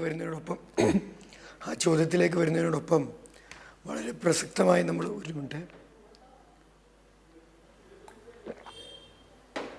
വളരെ പ്രസക്തമായി എനിക്ക് തോന്നിയ ഒരു കാര്യം, നമ്മുടെ പ്രിയങ്കരനായ കോൺഗ്രസിൻ്റെ പ്രതിനിധി ശ്രീ GV ഹരിയെ നേരിട്ട് കണ്ടിരുന്നെങ്കിൽ അദ്ദേഹത്തിന് ഞാനൊരു ഹസ്തദാനം ഹൃദയത്തിൽ നിന്ന് കൊടുക്കണം എന്നാഗ്രഹിക്കാം. അതിൻ്റെ പ്രധാനപ്പെട്ട കാരണം, കേരളത്തിലെ ഒരു കോൺഗ്രസ് നേതാവും ഇതുവരെ പറയാൻ ധൈര്യപ്പെടാതിരുന്ന മൂടി വെച്ചിരുന്നൊരു കാര്യം അദ്ദേഹം ഈ ചാനൽ ചർച്ചയിൽ പറഞ്ഞു. അത് മറ്റൊന്നുമല്ല, കേന്ദ്രം ഒഴിവാക്കിയ പാഠഭാഗങ്ങൾ ഉൾപ്പെടുത്തിയാണ് കേരളത്തിലെ ഇടതുപക്ഷ ഗവൺമെൻറ് പാഠപുസ്തക പരിഷ്കരണം നടപ്പിലാക്കിയത് എന്നാണ്. നമ്മൾ നോക്കൂ, അദ്ദേഹം ഒരുപക്ഷെ ഇനി ഇത് പറഞ്ഞിട്ട് KPCC ഓഫീസിലേക്ക് ചെല്ലുമ്പോൾ അവർ കൈകാര്യം ചെയ്യുമോ എന്ന് എനിക്കറിയില്ല. പക്ഷേ ഇത്രയേറെ സുത്യർഹമായ നിലപാട് സ്വീകരിച്ച ഒരു വിദ്യാഭ്യാസ വകുപ്പാണ്. അത് പറയാം.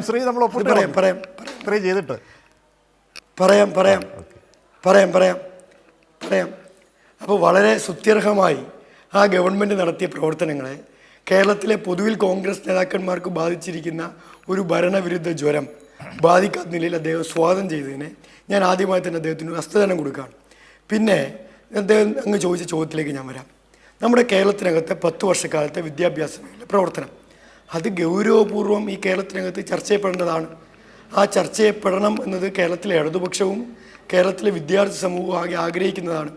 നിങ്ങൾ നോക്കൂ, ഓരോ തെരഞ്ഞെടുപ്പിലും ആ തെരഞ്ഞെടുപ്പിൻ്റേതായ ഒരു രാഷ്ട്രീയം ഉണ്ടാവും.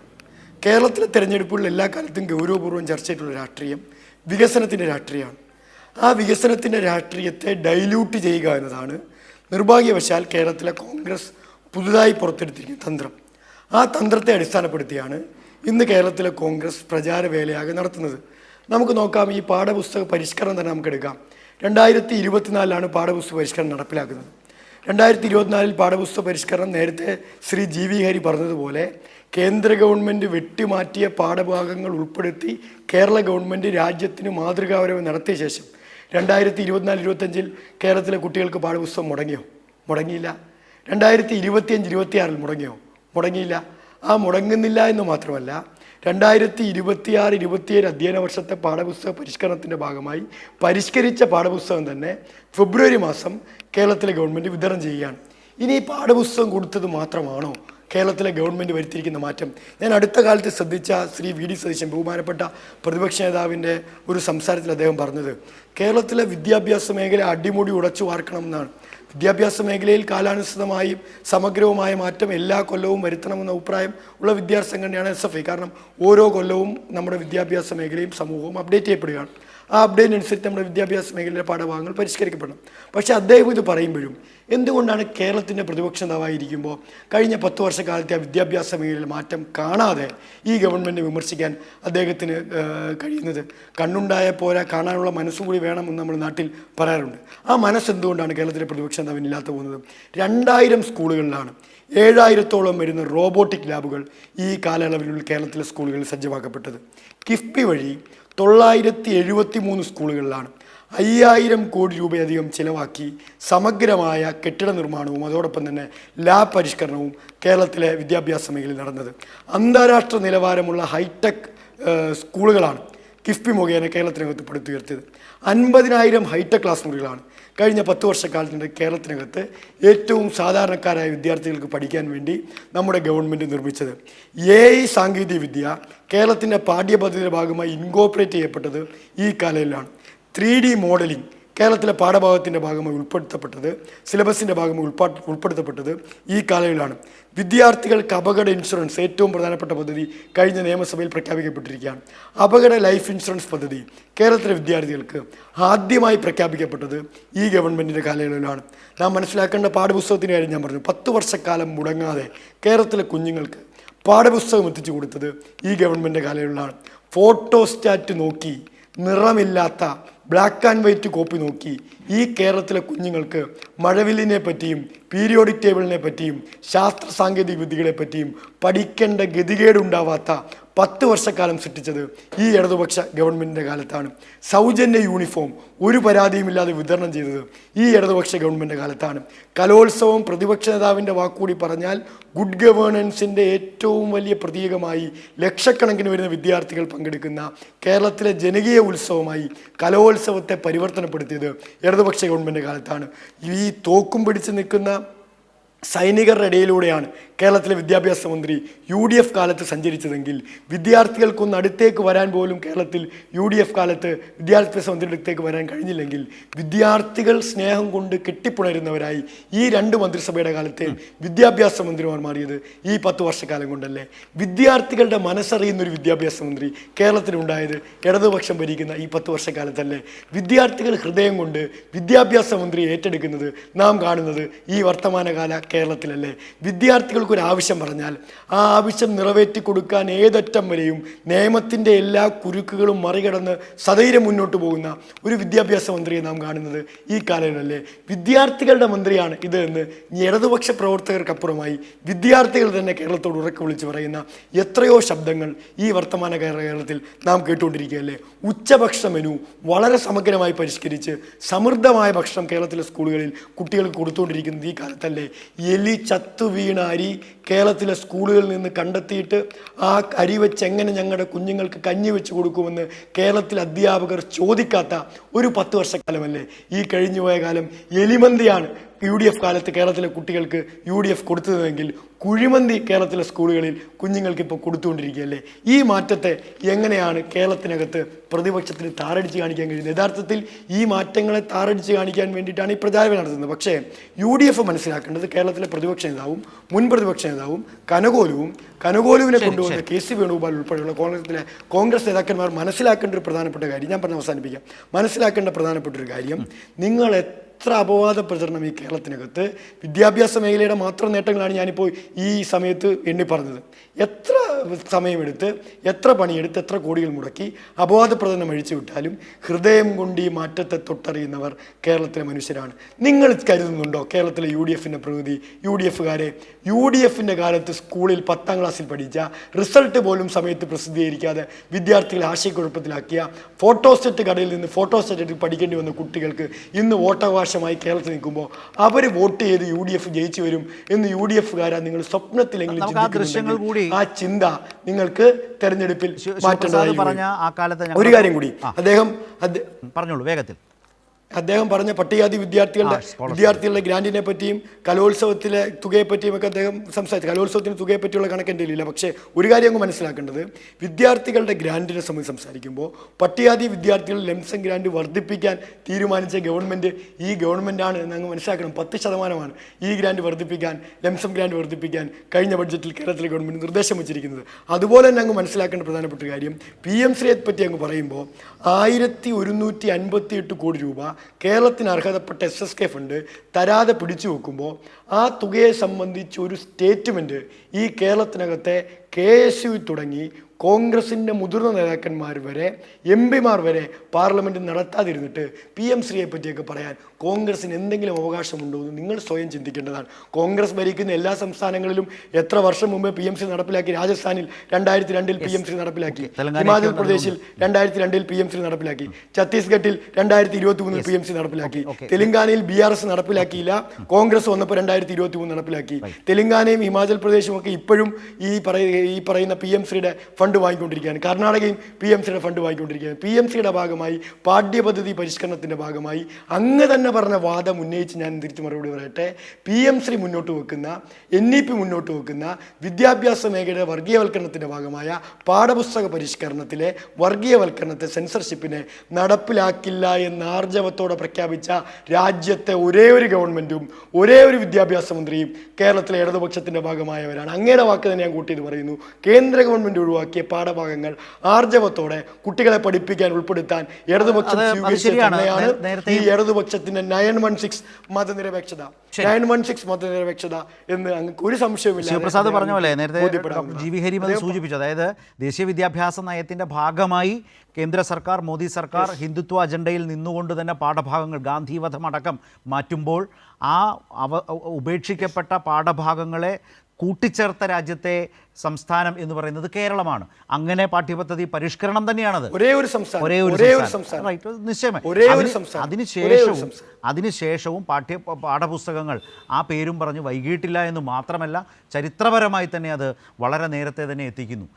ഈ നിലയിൽ കേരളത്തിൻ്റെ ഒരു മാറ്റമുണ്ട്. ശ്രീ പ്രേംകുമാർ, ഇതിലൊരു പ്രധാനപ്പെട്ട കാര്യം, ഇപ്പോൾ ഒരു പ്രതിപക്ഷം, അതൊരു ഭരണപക്ഷം, ഈ കടന്നുപോകുന്ന കാലയളവിൽ ആ വർഷങ്ങളിൽ ഒക്കെ അവർക്ക് പല തരത്തിൽ എക്സ്ക്യൂസ് എടുത്ത് നിൽക്കാം, ഒഴിവ് കഴിവുകൾ പറയാം. പക്ഷേ 2026 സർക്കാരിനെ സംബന്ധിച്ച് എത്രമാത്രം നിർണായകമാണോ അത്ര തന്നെ പ്രതിപക്ഷത്തെ സംബന്ധിച്ചും നിർണായകമല്ലേ? 10 വർഷം തുടർഭരണത്തിലൂടെ പദ്ധതികൾ ഏറ്റെടുത്താൽ അത് പൂർത്തീകരിക്കാമെന്ന് തെളിയിച്ചൊരു സർക്കാർ തെരഞ്ഞെടുപ്പ് പ്രകടന പത്രികയിലൂടെ മുന്നോട്ട് വെച്ച കാര്യങ്ങൾ പൂർത്തീകരിക്കാനുള്ളതാണ്, ചെയ്യാനുള്ളതാണ്, അത് പറയാൻ ഒരു ആത്മവിശ്വാസക്കുറവുമില്ല എന്ന് വിശദീകരിച്ചുകൊണ്ടിരിക്കുന്ന ഒരു സർക്കാർ ഒരു ഭാഗത്ത് നിൽക്കുമ്പോൾ അവരുടെ ആ നയങ്ങളെയും ആ നേട്ടങ്ങളെയും, കേരളത്തിൻ്റെ പല നേട്ടങ്ങളെയും വിയോജിക്കുകയും വിമർശിക്കുകയും ചെയ്യുന്ന പ്രതിപക്ഷത്തിന് 2026 ഈ നിയമസഭാ തെരഞ്ഞെടുപ്പിലേക്ക് പോകുമ്പോൾ ഇക്കാര്യങ്ങളിൽ ഒരു ബദൽ തങ്ങൾക്ക് എന്താണ് എന്ന് പറയേണ്ട ഉത്തരവാദിത്വമില്ലേ? ആ ഒരു അപ്രോച്ച് പൊതുവിദ്യാഭ്യാസ രംഗത്താകട്ടെ മറ്റു മേഖലകളിലാകട്ടെ കേരളത്തിലെ പ്രതിപക്ഷ നേതാവിനുണ്ടോ, പ്രതിപക്ഷത്തിനുണ്ടോ, മുൻ പ്രതിപക്ഷ നേതാവിനുണ്ടോ? പകരം ഇത്തരം വികലമായ പരാമർശങ്ങളിലൂടെ ഒരു പ്രതിപക്ഷം സഞ്ചരിക്കുകയാണ്. അല്ല, പ്രതിപക്ഷ നേതാവിനോ മുൻ പ്രതിപക്ഷ നേതാവിനോ ഇല്ല എന്നുള്ളതല്ല, ആ എൻ ബ്ലോക്ക് ആയിട്ട് അവർക്ക് അത് മിസ്സിംഗ് ആണെന്നുള്ളതാണ്. ഇപ്പോൾ ഡോക്ടർ GV ഹരി ഒരു വലിയൊരു പരിധിവരെ കാര്യങ്ങൾ തുറന്നു പറയുന്നതിൽ ഞാനും അദ്ദേഹത്തെ സ്നേഹാഭിവാദ്യം ചെയ്യുന്നു.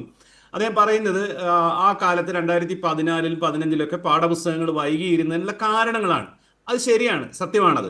ഞാൻ വിചാരിക്കുന്നില്ല സ്കൂൾ തുറക്കുമ്പം കുട്ടികൾക്ക് പുസ്തകം കിട്ടാൻ പാടില്ല, ഓണം കഴിഞ്ഞിട്ടേ കിട്ടാവുള്ളൂ എന്ന് അബ്ദുൾ റബ്ബോ ഉമ്മൻചാണ്ടിയോ തീരുമാനിച്ചുകൊണ്ടല്ല. എന്താ പ്രശ്നം? സമയബന്ധിതമായി കാര്യങ്ങൾ ചെയ്യാനുള്ള, എഫിഷ്യൻ്റായി കാര്യങ്ങൾ ചെയ്യാനുള്ള ഒരു സിസ്റ്റം നിലവിൽ ഇല്ല എന്നുള്ളതാണ് പ്രശ്നം. ഉണ്ടായിരുന്നില്ല, ഇപ്പോഴും ഇല്ല എന്നതാണ് പ്രശ്നം. അവിടെയാണ് സത്യം പറഞ്ഞാൽ 2016 അധികാരം ഏറ്റെടുത്ത പിണറായി വിജയൻ സർക്കാർ വ്യത്യസ്തമാവുന്നത്. പല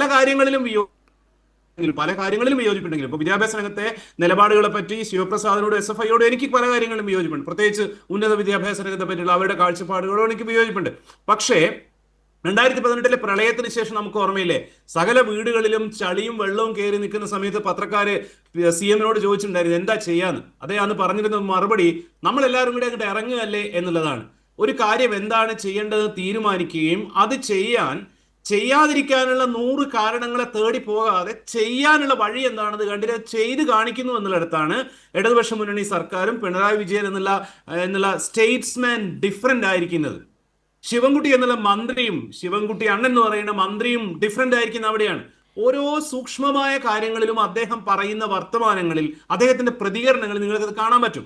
അത് അവഗാഹമായ പാണ്ഡിത്യം കൊണ്ടോ വലിയ ഫ്രഞ്ച് തിയറി കോട്ട് ചെയ്തിട്ടൊന്നും ആയിരിക്കില്ല.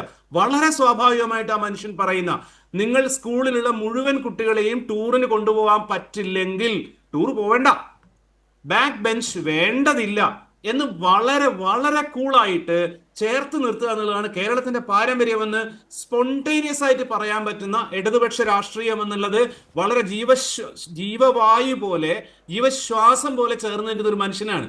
അദ്ദേഹം പറയുമ്പോൾ വിക്കി പോയിന്റ് ഉണ്ടാവാം, അക്ഷരങ്ങളിൽ അക്ഷര പിശകുകൾ വന്നിട്ടുണ്ടാവാം, വാക്കുകളുടെ പ്രൊനൗൺസിയേഷനിൽ പ്രശ്നം ഉണ്ടാവാം, കൈകൾ വിറയ്ക്കുന്നത് കാണാം, അക്കങ്ങൾ വായിക്കുമ്പോൾ തെറ്റിപ്പോയിട്ടുണ്ടാവാം. പക്ഷേ അദ്ദേഹത്തിന്റെ പൊളിറ്റിക്കൽ കമ്മിറ്റ്മെന്റിൽ, എഡ്യൂക്കേഷനോടുള്ള കമ്മിറ്റ്മെന്റിൽ അദ്ദേഹം പിണറായി വിജയൻ എന്നുള്ള CM-ന്റെ കൂടെ കട്ടയ്ക്ക് നിൽക്കുന്ന ഒരു കാഴ്ചയാണ് ഈ കഴിഞ്ഞ 5 കൊല്ലം കൊണ്ട് കാണുന്നത്. എന്തുകൊണ്ട് ഫെബ്രുവരി മാസത്തിൽ പുസ്തകം കൊടുത്തുകൂടാ? പരിഷ്കരിച്ചാലും ഇല്ലെങ്കിലും GV ഹരി തന്നെ പറയുന്ന പോലെ 2024 പരിഷ്കരണം നടന്നിട്ടുണ്ടായിരുന്നു.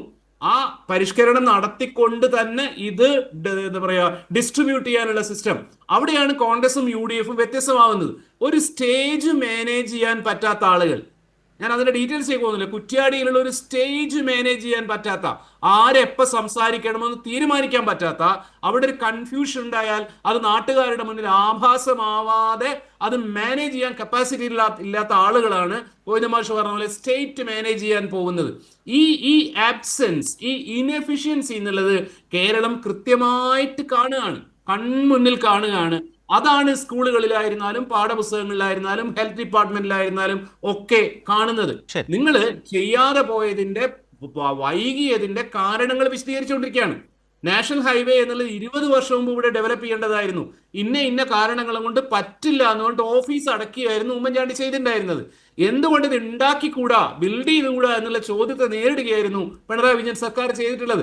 അല്ലാതെ ഇത് വേറെ ഭയങ്കരമായ മാജിക് ഒന്നുമില്ല. കേരളത്തിലെ റിസോഴ്സസ് തന്നെയാണ് ഉപയോഗിക്കുന്നത്, കേരളത്തിലെ അധ്യാപകരെ തന്നെയാണ് ഉപയോഗിക്കുന്നത്, കേരളത്തിലെ പ്രസ് തന്നെയാണ് ഉപയോഗിക്കുന്നത്. പക്ഷെ രമേശ് ചെന്നിത്തലയൊക്കെ പറയുന്നത് നോൺസെൻസ്. ഇന്ന് അദ്ദേഹം പറയുന്നുണ്ടോ, തൃക്കാക്കരയിൽ ഒരു പ്രസ് ഉണ്ട്, അവിടുന്ന് അടിച്ചെടുക്കേണ്ട കാര്യമുള്ളൂ എന്നാണ്. GV ഹരി അങ്ങനെ അല്ല പറയുന്നത് എന്നുള്ളത് വലിയ കാര്യം. പാഠപുസ്തകം ഇറക്കുക എന്നുള്ളത് വലിയ ബുദ്ധിമുട്ടുള്ള കാര്യമാണ്. ആ കാര്യങ്ങൾ സിസ്റ്റമാറ്റിക് ആയിട്ട് ചെയ്യുന്നു, റെസ്പോൺസിബിൾ ആയിട്ട് ചെയ്യുന്നു എന്നുള്ളതാണ്.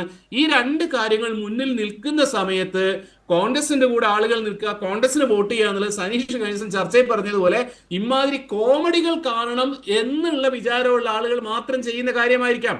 പുസ്തകമൊക്കെ ഓണക്കാലത്തേക്കൊക്കെ വന്നിട്ട് സമരമൊക്കെ ആയിട്ട് ലാത്തിച്ചാർജൊക്കെ ആയിട്ട് ഇങ്ങനെയുള്ള സീന് കണ്ട് രസിക്കാൻ മോഹമുള്ള ആളുകൾ ഉണ്ടെങ്കിൽ മാത്രമേ നിങ്ങളുടെ കൂടെ ഇത്തരം ന്യായങ്ങൾ പറഞ്ഞുകൊണ്ടിരുന്നാൽ ഉണ്ടാവുള്ളൂ. അതല്ല കേരളത്തിന് വേണ്ടതെന്ന് ഒരിക്കൽ കൂടെ ചർച്ചയിലേക്ക് കൊണ്ടുവരാൻ കാരണക്കാരനായ രമേശ് ചെന്നിത്തലയ്ക്ക് എല്ലാവിധ നന്ദിയും രേഖപ്പെടുത്തുകയാണ്. ഞാൻ ഒരു നിമിഷം ഇടവേളയിലേക്ക് പോകും മുമ്പ് വളരെ പ്രധാനപ്പെട്ട, നേരത്തെ നമ്മൾ ദൃശ്യങ്ങളിൽ കണ്ടതാണ്, ആ കാലത്ത് UDF ഭരണകാലത്ത് പാഠപുസ്തകം കിട്ടാത്തത് നമ്മളൊക്കെ ഒരുപാട് ചർച്ച ചെയ്തല്ലോ. അന്ന് കുട്ടികൾ പറയുന്നതിൻ്റെ ഒരു സാമ്പിൾ ഒരുപാട് വാർത്തകളിൽ വന്നിട്ടുള്ളതാണ്. ചില കുട്ടികൾ പറയുന്നത് ഒന്ന് നമുക്ക് ഓർത്തെടുക്കാൻ കുറച്ചുകൂടി സഹായകരമാണ്. അതുപോലെ തന്നെ ഫോട്ടോസ്റ്റാറ്റ് വെച്ച് പഠിപ്പിക്കുന്ന ദൃശ്യങ്ങളും ഒന്ന് കാണാം. പുസ്തകങ്ങളൊന്നും കിട്ടിയിട്ടില്ല, ആകെ മലയാളം സെക്കൻഡ് മാത്രമേ കിട്ടിയിട്ടുള്ളൂ. അത് കാരണം പഠിക്കാൻ ഭയങ്കര ബുദ്ധിമുട്ടാണ്. ഇപ്പോൾ മിഡ് ടേം എക്സാംസ് ഒക്കെ വന്നുകൊണ്ടിരിക്കുക, അത് കാരണം നോട്ട്സ് കുറേ ഉണ്ട്, എഴുതാനുണ്ട്. അത് കഴിഞ്ഞിട്ട് പഠിക്കാനൊക്കെ ബുദ്ധിമുട്ടാണ്. ഫസ്റ്റ് ടൈം BS കിട്ടിയില്ല, സെക്കൻഡ് ടൈം BS കിട്ടിയില്ല. കിട്ടാത്തവര് ബാക്കിയുള്ളവരിൽ ടെക്സ്റ്റ് കിട്ടിയവരിൽ ടെക്സ്റ്റ് വാങ്ങിയിട്ട് ബാക്കിയുള്ളവർ എല്ലാ പാഠവും ഫോട്ടോ കോപ്പി എടുക്കാനാണ് സാർ പറയുന്നത്. ഇംഗ്ലീഷ് മാത്രമേ കിട്ടിയുള്ളൂ, നമുക്ക് ഇംഗ്ലീഷ് വേറെ ഒന്നും കിട്ടിയില്ല.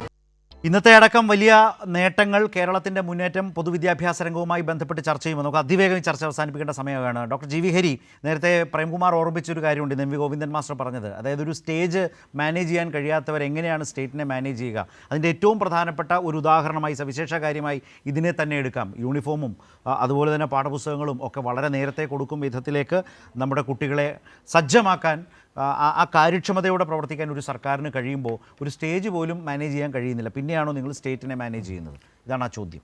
നമുക്ക് ശരത്ത് എനിക്ക് കുറച്ച് സമയം തരണം, ചുരുക്കി വേണം. രമേശ് ചെന്നിത്തല ഉന്നയിച്ച ഒരു പ്രധാനപ്പെട്ട ചോദ്യം നമ്മുടെ മുമ്പിലുണ്ട്. അതായത് കുട്ടികൾ ജയിച്ചോ എന്നൊരു ചോദ്യമുണ്ട്. അത് മറ്റൊരർത്ഥത്തിൽ പൊതുസമൂഹം നമ്മളോട് ചോദിക്കുന്നുണ്ട്. 2-3 കാര്യങ്ങളാണ്. ഒന്ന്, കേരളത്തിൻ്റെ വിദ്യാഭ്യാസ നിലവാരത്തെക്കുറിച്ചുള്ള ആളുകളുടെ ചോദ്യം.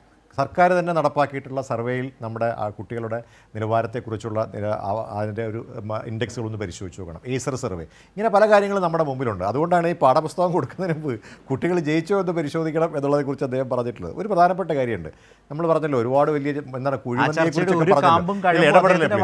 അത് ശരിയല്ലോ. നിങ്ങൾ ഇത്രയും സമയം ബാക്കി ഇത്രയും ആളുകൾക്ക് സമയം കൊടുത്തിട്ട് നിങ്ങൾ ഞാൻ ശരത്തിന് അത് കൂടുതൽ പ്രതീക്ഷിക്കുന്നില്ല. അല്ല, ഞാൻ പറയട്ടെ, ഇതാണ് ശിവപ്രസാദ് പറഞ്ഞത്. അല്ല, ഞാൻ പറഞ്ഞാൽ കേട്ടിരിക്കാം. നിങ്ങളുടെ സമയം കളഞ്ഞല്ല, ഒരു ചർച്ചയാവുമ്പോൾ ആ ചർച്ച ഞാൻ പലപ്പോഴും ശരത്തോട് പറഞ്ഞിട്ടുള്ളതാണ്. ശരത്ത് ബാക്കിയുള്ളവർക്ക് എല്ലാവരും സംസാരിക്കുമ്പോൾ ശരത്ത് മിണ്ടാതിരിക്കും, ഞാൻ സംസാരിക്കുമ്പോൾ മാത്രം ഇടപെടുകയും ചെയ്യുന്നത് സ്വാഭാവികമായിട്ട് സംഭവിക്കുന്നതാണ്. പിന്നെ ഞാൻ പറയാം, നോക്കൂ, ശിവപ്രസാദ് കുഴിമന്തി കൊടുക്കുന്നതിന് കുഴപ്പമില്ല. എത്ര രൂപയാണ് ഒരു കുട്ടിക്ക് കൊടുക്കുന്നത് അറിയാമോ? ഉച്ചയൂണിന് അല്ലെങ്കിൽ സ്കൂളിൽ 8 രൂപയാണ്. ഈ 8 രൂപ പോലും കൃത്യമായി കൊടുക്കുന്നില്ല എന്നുള്ള യാഥാർത്ഥ്യം അങ്ങ് അന്വേഷിക്കണം, മനസ്സിലാക്കണം. അതാണ് എൻ്റെ യാഥാർത്ഥ്യം. ആളുകൾക്ക് അവിടെ പാചകത്തൊഴിലാളികളായിട്ടുള്ള ആളുകൾ അവിടുത്തെ അധ്യാപകരോട് ചോദിക്കണം, അവിടുത്തെ പ്രിൻസിപ്പൽമാരോട് ചോദിക്കണം എന്താണ് അവിടുത്തെ അവസ്ഥ എന്നുള്ളത്. 5 വർഷമായി ഗ്രാൻഡ് കൊടുത്തിട്ടില്ല സ്കൂളുകൾക്കൊന്നും. അതൊക്കെ നമ്മുടെ മുമ്പിലുണ്ട്. അതൊക്കെ ഇത് വിദ്യാഭ്യാസത്തിൻ്റെ ഭാഗമായിട്ടുള്ള കാര്യങ്ങളാണ്. അപ്പോൾ ഇത് അങ്ങനെ ഇപ്പോൾ താങ്കൾ പറഞ്ഞല്ലോ ഇവിടെ കർണാടകത്തിൽ ഞങ്ങൾ ഒപ്പിട്ടു എന്നുള്ള. കർണാടകം കേസിന് പോയിട്ടാണ്. ഇനി ഇതെല്ലാം പോട്ടെ, ഇവിടെ ശിവപ്രസാദ് പറഞ്ഞതനുസരിച്ച് ഇവിടെ എല്ലാം ഓക്കെ ആണെങ്കിൽ പിന്നെ എന്തിനാണ് നമ്മൾ ഈ ഗ്രാൻഡിന് പോയത്? നമുക്കിവിടെ എല്ലാം ഓക്കെയാണ്, എല്ലാ ക്ലാസ് മുറികളും ഹൈടെക് ആണ്, എല്ലായിടത്തും എ ആണെന്ന് പറഞ്ഞെങ്കിൽ ഈ RSS തരുന്ന ഈ പണം നമ്മൾക്ക് എന്തിനാണ്? അല്ലെങ്കിൽ അവരുടെ ഒപ്പിട്ടുകൊണ്ട് അവരുടെ അജണ്ടകൾ നമ്മൾ നടപ്പാക്കാമെന്ന് നമ്മൾ എന്തിനു വേണ്ടിയിട്ടാണ് നമ്മൾ അവർ ഉറപ്പ് കൊടുത്തിട്ടുള്ളത്? ഞാൻ അതാണ് പറഞ്ഞത്, നമ്മൾ അവകാശം കേസ് പോയിട്ടാണെന്നേ കർണാടക വാങ്ങിച്ചിട്ടുള്ളത്. അല്ലാതെ അവർ പറഞ്ഞിരിക്കുന്ന എല്ലാ കാര്യങ്ങളും ഞങ്ങൾ ചെയ്തോളാം എന്ന് പറഞ്ഞിട്ടല്ല. അതാണ് ഞാൻ പറഞ്ഞത്. ഒരു വശത്ത് നമ്മൾ അവർ പറയുന്ന കാര്യങ്ങളിലുള്ള കുറവുകൾ ഉണ്ടെങ്കിൽ അതിനെ നമ്മൾ പരിഷ്കരിച്ച് മുന്നോട്ട് പോകാൻ ശ്രമിക്കുമ്പോൾ അതിനേക്കാൾ വലിയ അപകടത്തിലേക്ക് നമ്മൾ പോയി ചാടുന്നതൊക്കെ നമ്മൾ കണ്ടിട്ടുള്ളതാണ്. അതുകൊണ്ട് ഒരു പ്രധാനപ്പെട്ട കാര്യം ശരത്തെ നമ്മൾ മനസ്സിലാക്കേണ്ടത്, വിദ്യാഭ്യാസ മേഖല കേരളത്തിൽ ഈ മേഖല മാത്രമല്ല, എല്ലാ മേഖലയും. കേരളത്തിന് ഒരു ബദൽ പ്രിയങ്കരനായ പ്രതിപക്ഷ നേതാവ് ശ്രീ വി ഡി സതീശന്റെ നേതൃത്വത്തിൽ ഒരു 2 കോൺക്ലേവ് കോൺക്ലേവും അതോടൊപ്പം വിദ്യാഭ്യാസ കോൺക്ലേവും. മാറ്റം വരുമ്പോൾ എന്തൊക്കെയാണ് കേരളത്തിൽ മാറ്റങ്ങൾ ഉണ്ടാകുന്നെന്ന് പരിശോധിച്ചു.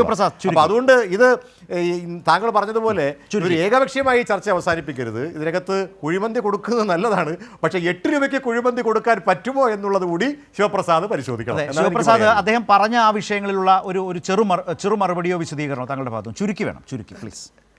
2 കാര്യങ്ങൾ. അദ്ദേഹത്തിന് ഇടതുപക്ഷത്തോടുണ്ടാവുന്ന പരിഭവം കേന്ദ്ര ഗവൺമെന്റിനോട് ഉണ്ടാവുന്നില്ല എന്നിടത്താണ് അദ്ദേഹത്തിന്റെ അവസാന ചർച്ച ഉണ്ടാവുന്നില്ല.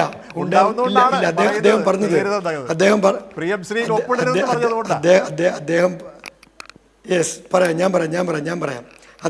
അദ്ദേഹം പറഞ്ഞ് അവസാനിപ്പിച്ചത് ഈ നേരത്തെ കുട്ടികൾക്ക് ഭക്ഷണം കൊടുക്കുന്നതിൻ്റെ വിഹിതം കുറയുന്നു. എന്തിനാണ് ഈ പറയുന്ന എല്ലാം റെഡിയാണെങ്കിൽ ഈ 1100 കോടിക്ക് വേണ്ടി ഇടതുപക്ഷം പോകുന്നു? നമ്മൾ മനസ്സിലാക്കേണ്ടത് ഇപ്പോൾ പട്ടികജാതി വിദ്യാർത്ഥികൾക്ക് 5,61,000 വിദ്യാർത്ഥികളുടെ ഗ്രാൻറ്റിൻ്റെ വിഹിതമാണ് കേന്ദ്ര ഗവൺമെൻറ് തടഞ്ഞു വെച്ചിരിക്കുന്നത്. 40 ലക്ഷത്തോളം വരുന്ന കുട്ടികളുടെ വിവിധ ഇനത്തിൽ വരുന്ന ഭക്ഷണത്തിൻ്റെ വിഹിതമാണ് കേന്ദ്ര ഗവൺമെൻറ് തടഞ്ഞു വെച്ചിരിക്കുന്നത്. ഭിന്നശേഷി വിദ്യാർത്ഥികൾ 1,90,000 വരുന്ന വിദ്യാർത്ഥികൾക്ക് കേന്ദ്ര ഗവൺമെൻറ് ന്യായമായി കേരളത്തിന് വിദ്യാഭ്യാസ അവകാശ നിയമത്തിൻ്റെ ഭാഗമായി തടഞ്ഞ തുകയാണ് തടഞ്ഞു വെച്ചിരിക്കുന്നത്. ഇത് തടഞ്ഞു വെക്കുമ്പോൾ ഇത് നന്നായിരിക്കണം. BJP പ്രതിനിധി ഇല്ലെങ്കിലും BJP പ്രതിനിധി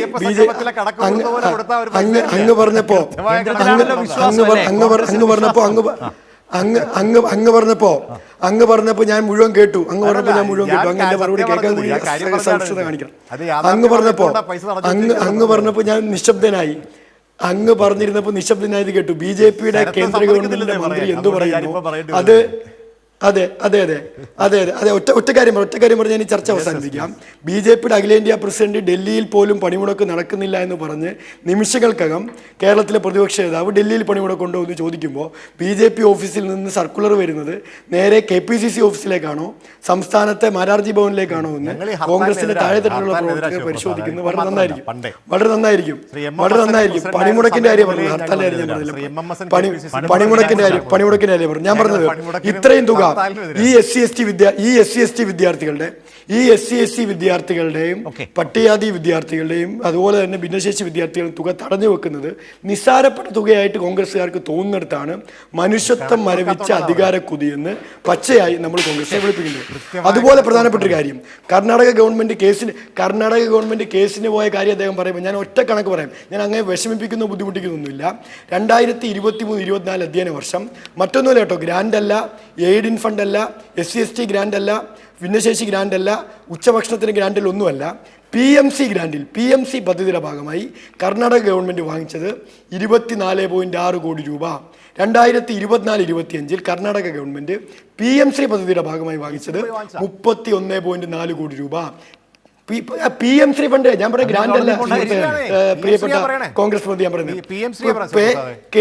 കേസിന്റെ കാര്യമല്ല ഞാൻ പറഞ്ഞത്. PM-ശ്രീ ഫണ്ടിൻ്റെ കാര്യം ഞാൻ പറയുന്നത്. PM-ശ്രീ ഫണ്ട് 2023-24 കർണാടക ഗവൺമെൻറ് വാങ്ങിച്ചു. അത് അങ്ങേക്ക് സംശയം ഉണ്ടെങ്കിൽ കർണാടകയിലെ കോൺഗ്രസിൻ്റെ ഗവൺമെൻറ് പ്രതിനിധികളോട് ചോദിച്ചോ. കർണാടക ഗവൺമെൻറ് വാങ്ങിച്ചത് 24.4 കോടി രൂപ 23-24. 24-25 കർണാടക ഗവൺമെൻറ് വാങ്ങിച്ചത് 31.4 കോടി രൂപ. തെലങ്കാന ഗവൺമെൻറ് 23-24 വാങ്ങിച്ചത് 59.8 കോടി രൂപ. 2024-25 വാങ്ങിച്ചത് 147.97 കോടി രൂപ. ഇത് PM-ശ്രീ ഫണ്ടാണെന്ന്, കേസിന്റെ ഫണ്ടല്ല. ഇത് PM-ശ്രീ ഫണ്ടാ സുഹൃത്തെ, PM-ശ്രീ ഫണ്ടാ. ഇനി ഞാൻ പറയാം,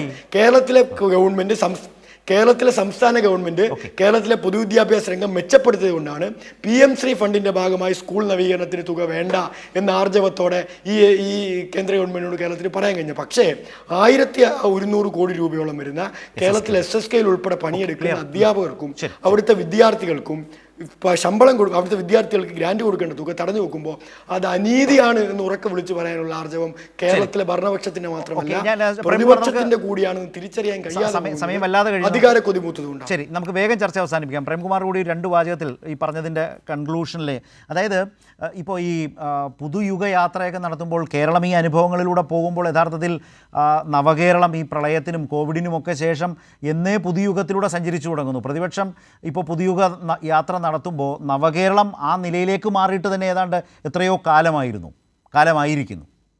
അല്ല, ഈ യുഗം എന്നുള്ള വാക്ക് തന്നെ ഭയങ്കരമായിട്ട് റിവൈവൽ വാക്കാണല്ലോ. അത് ആരാണ് സാധാരണ ഉപയോഗിക്കുക എന്നുള്ളത് നമുക്കറിയാം. യുഗം എന്നുള്ള വാക്ക് തന്നെ കോൺഗ്രസ് അതുകൊണ്ട് വിഭാവനം ചെയ്യുന്നത് ചെയ്യാൻ വിചാരിക്കുന്ന കാര്യങ്ങൾ ഇപ്പോൾ ഉള്ള കേരളത്തിന്റെ അവസ്ഥയിൽ നിന്നും എങ്ങോട്ടോ കൊണ്ടുപോകാൻ ആലോചിക്കുന്ന കാര്യങ്ങളാണ്. ഇങ്ങനെ കാര്യങ്ങൾ ഭംഗിയായും സിസ്റ്റമാറ്റിക്കായും ഫ്യൂച്ചറിസ്റ്റിക്കായും നടക്കുന്നത് അതിൽ വലിയ കാര്യമൊന്നുമില്ല. വേഗത്തിൽ നമുക്ക് പോകേണ്ട കാര്യമില്ല, നല്ല റോഡിന്റെ കാര്യമില്ല, വയനാട്ടിലേക്ക് തുരങ്കം വേണ്ട കാര്യമില്ല, ആവശ്യമില്ല. ഇനി എന്തെങ്കിലും അത്ഭുതം സംഭവിച്ച് ഇവരുടെ സ്വപ്നത്തിലുള്ളതുപോലെ ഇവര് എന്താ പറയാ അധികാരത്തിൽ വന്നു പോയാൽ എന്തൊക്കെയാവും മുടക്കുക എന്നുള്ള കാര്യം മലയാളിക്ക് നല്ല ബോധ്യമുണ്ട്. അതുകൊണ്ട് തന്നെ അങ്ങനെ ഒരു അബദ്ധത്തിലേക്ക് എന്ന് വളരെ ഉറപ്പാണ്. മുടക്കുകയാണോ മുടങ്ങിപ്പോവുക എന്നുള്ളതാണ്. കേരളം ഈ നേടുന്ന വികസനത്തിന്റെയും ക്ഷേമത്തിന്റെയും ഒരു ട്രാക്കിൽ നിന്ന് നമ്മൾ പിന്നോട്ട് പോകണമോ എന്നുള്ളതാണ് ഏറ്റവും പ്രധാനപ്പെട്ട ചോദ്യം. ഏറ്റവും പ്രധാനപ്പെട്ട ഒരു കമൻറ്റ് കണ്ടത്, ഇപ്പോൾ ഈ കുഴികളിൽ വാഴ വെക്കുന്ന കേരളത്തിൻ്റെ റോഡുകളുടെ ഒരു പഴയകാല അവസ്ഥ നമ്മുടെ മുമ്പിലുണ്ട്.